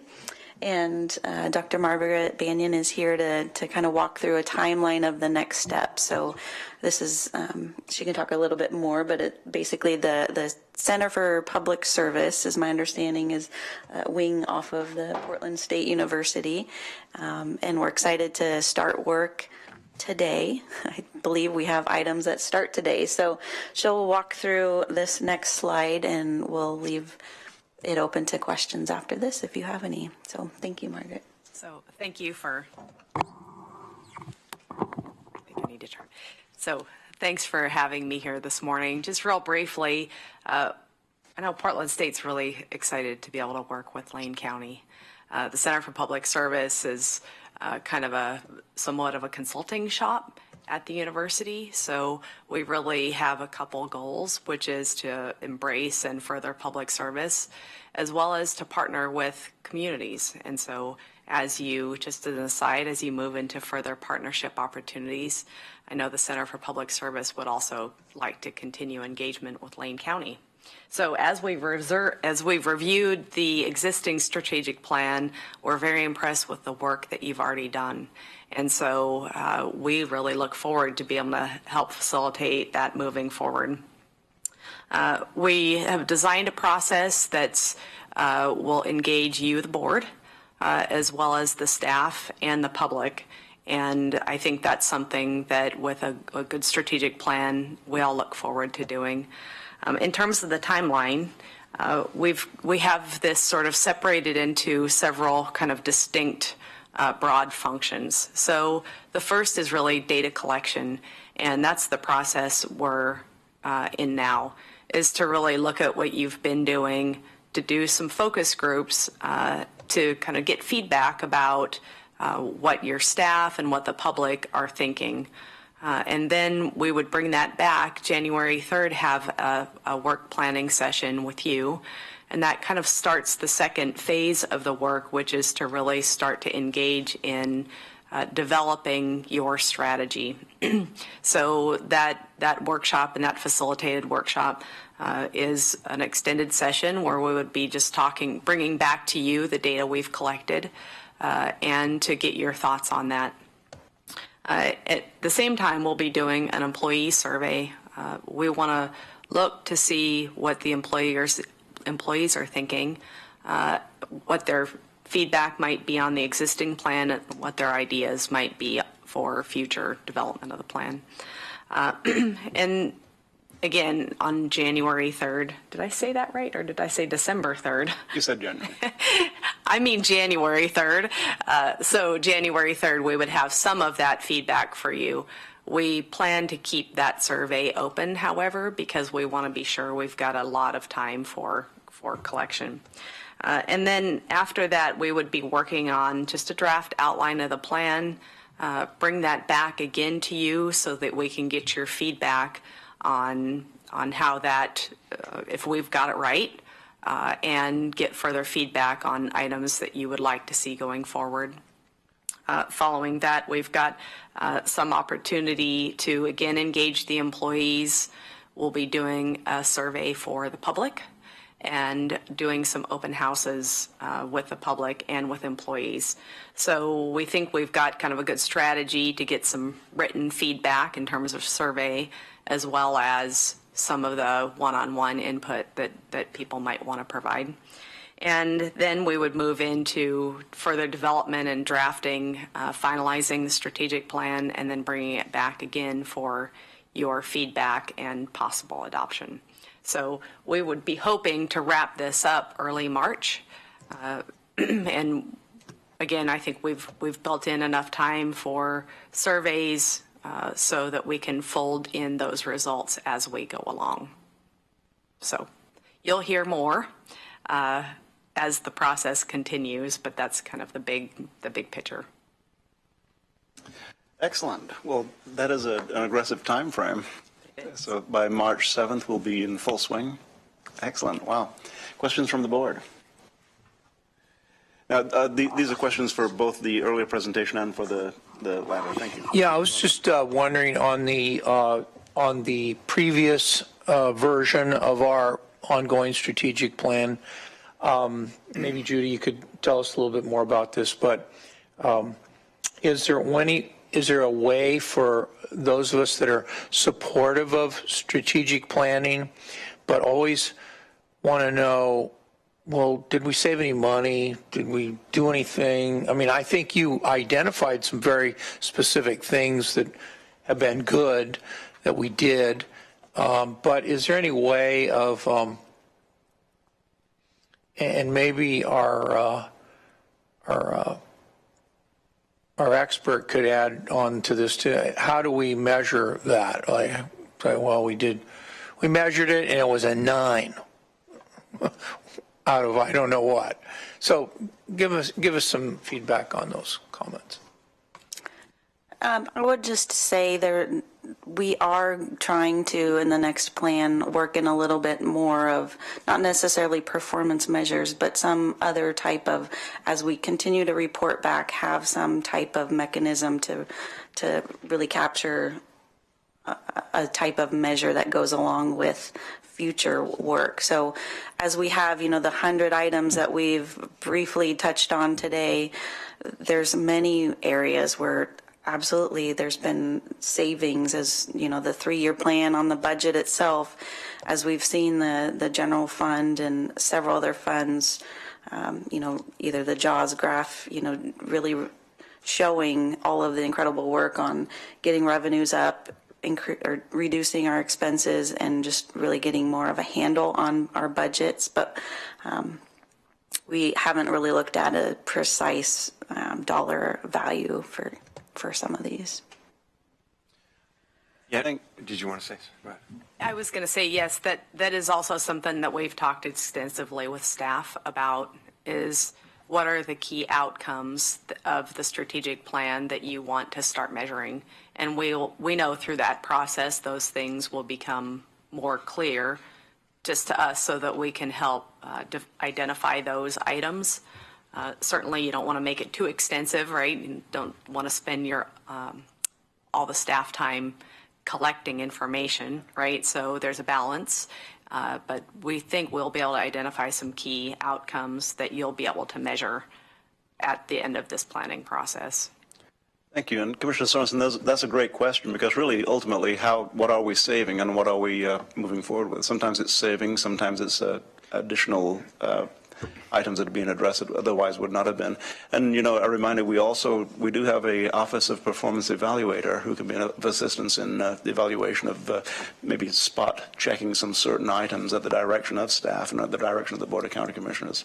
Not out of the question that the new evaluator may look at that. So thank you, Commissioner Sorensen. Further questions? Commissioner Lycan.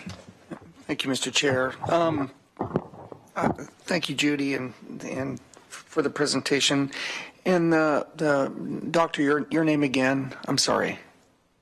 Yeah, I'm sorry. It's Margaret Banyan. And please call me Margaret. Okay. Well, Phil Kiesling is actually a close friend of mine, so I think. Oh, very good. Yeah, so I actually I'm impressed that that you're here today from their department and that department of Portland State. It's a well respected, and so glad to have you on board for one, and so that I think that's great. So. Couple things. When I was mayor in Springfield, we had a strategic plan, and then we did annual goal setting. I got to tell you, what it does for as a government agency, it allows you to be focused and disciplined on the things that really you set out to accomplish. And when I think about just two things here in particular with Lane County and our strategic plan that I don't think would have happened without it. So anytime we use the term eliminating the structural deficit, that doesn't happen without a strategic plan, because it keeps us focused and disciplined on how to move forward on that. When we have moved to a self-insured health care plan, I'm not sure that happens without a strategic plan. And if you think about those measurables, the savings for the taxpayers of Lane County have been significant. I mean, the millions over the last few years.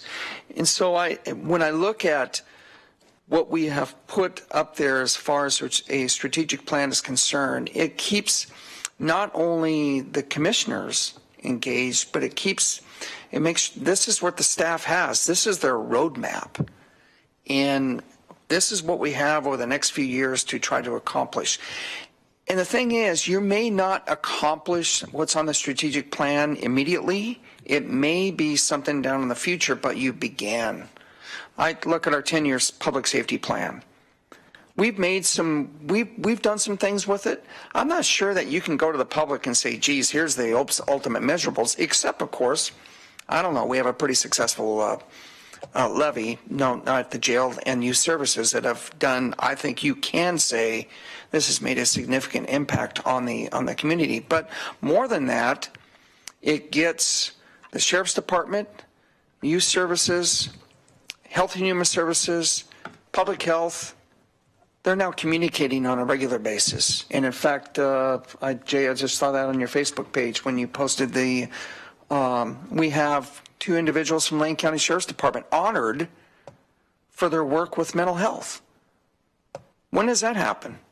And I think that is something that is part of the strategic plan and what we put forth. And so I think those are some things that we can take away and say, wow, look at the good work here that we're accomplishing. Whether it's infrastructure, whether it's the work that's being already done on housing, the things that we're dealing with homelessness, the collaboration that's going on between Eugene, Springfield, and Lane County, and our other communities throughout Lane County. There's a lot to be said here, and I've just been a big proponent on strategic plans my career in public office, whether it's my time at the city of Springfield or here in Lane County, because more than anything else, it gives you that roadmap, and not just for the board, but it's the staff. And it gives you the roadmap. Here it is. Each department, this is what we're trying to accomplish. Now, we have 100. We've accomplished 39, I guess, is how you put that. that's great, in my view, because we've started on these areas that we've focused on, and not just here. We've brought this out to open houses. We've brought the community in. Take a look at this. We want your input. If there's some things we need to add, let's add it. And so I just want to say to, first of all, Judy, thank you very much, because you've kind of been the guider of this, you know, from the staff. But really, Steve, it's your leadership.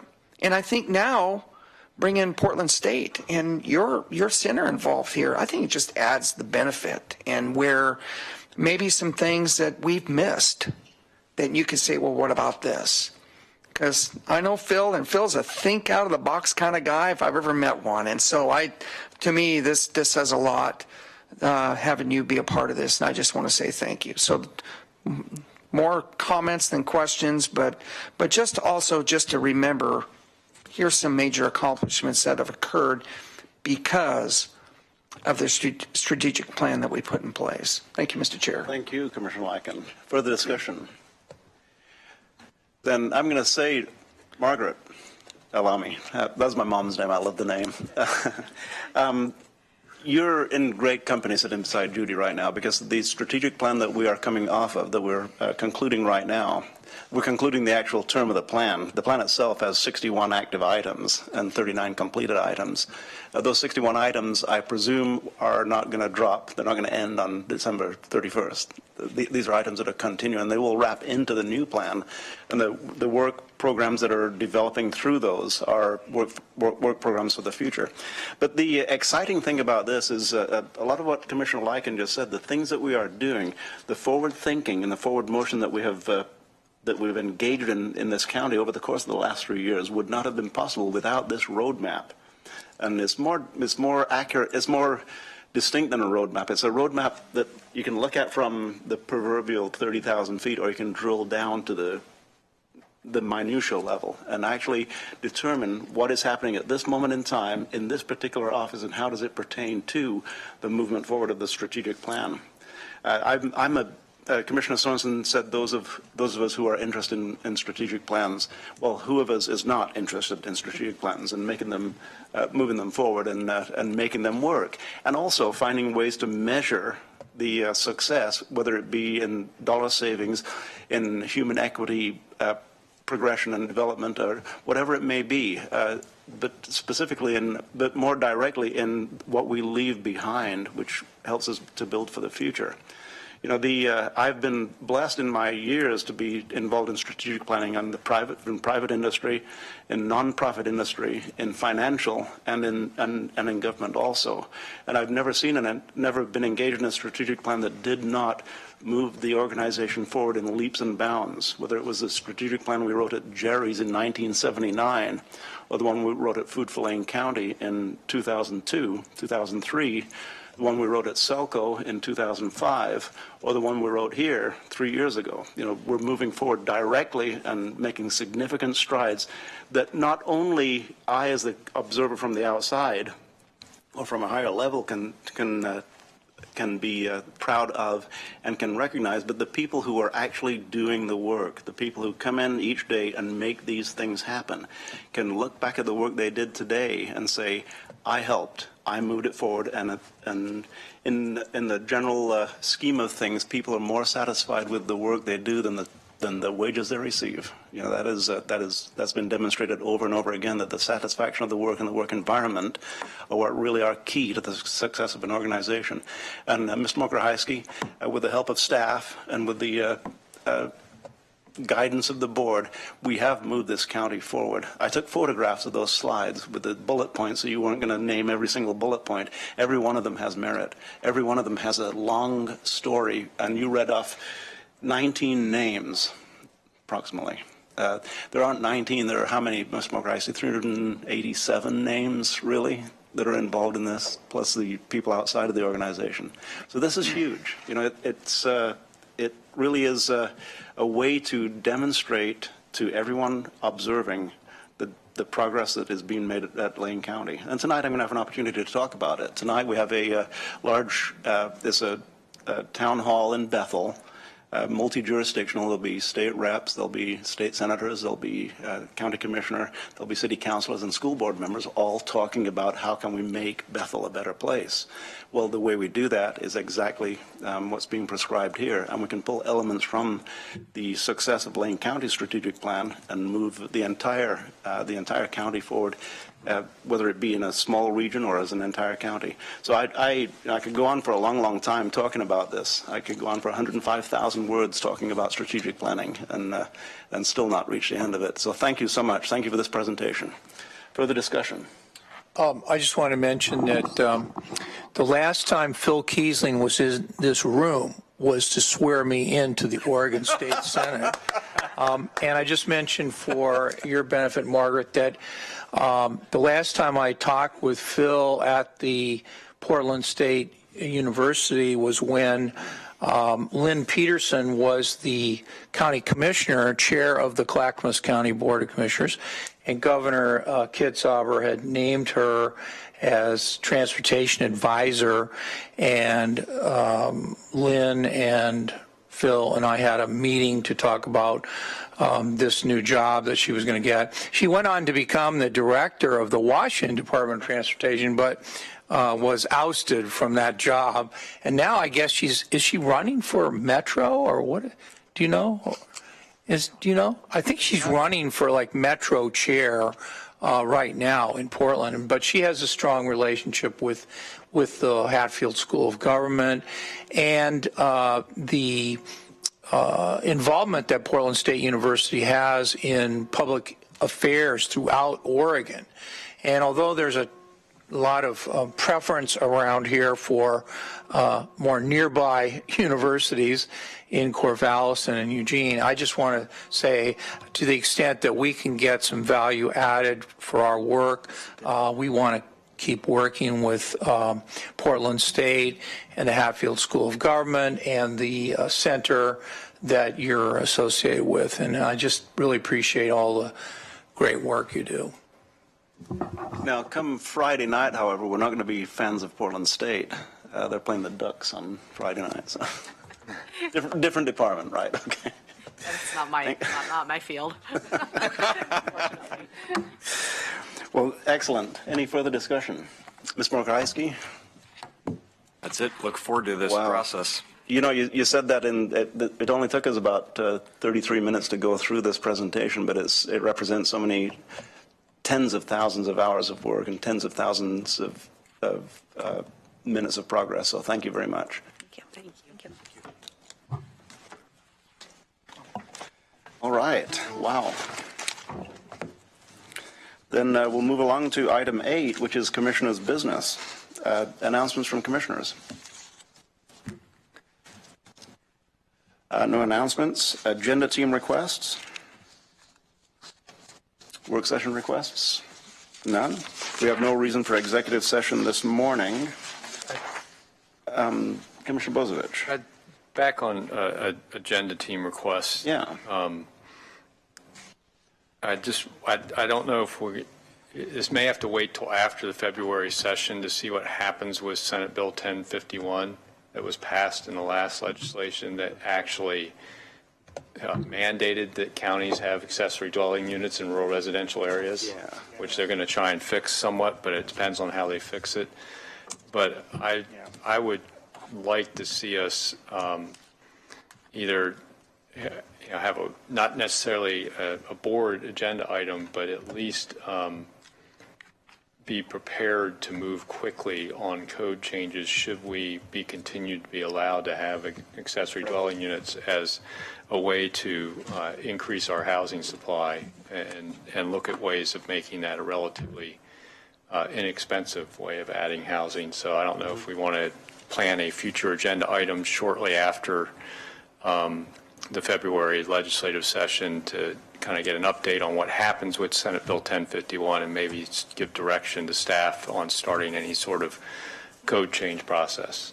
I would put that as a red hot item for about that time frame, Commissioner Bozievich, because it is really a great opportunity for us. And I was not in Salem yesterday for the presentation, but I would hope that Commissioner Schrader gives some information regarding the meeting we had last Friday, the AOC housing meeting from last Friday, discussion of the error in the wording of the current legislation and the fix that's underway. So. Yeah, I just hope the fix still leaves us as at least a may allow. Mm-hmm. Mm-hmm. Yeah. Well, well, we could help guide that, I hope. So, right on. Truly hope. Very good. Then moving forward, once again, no reason for executive session. We'll be back in regular session at 1:30 p.m. for Public Works. With no further items on this morning's agenda, we are in recess.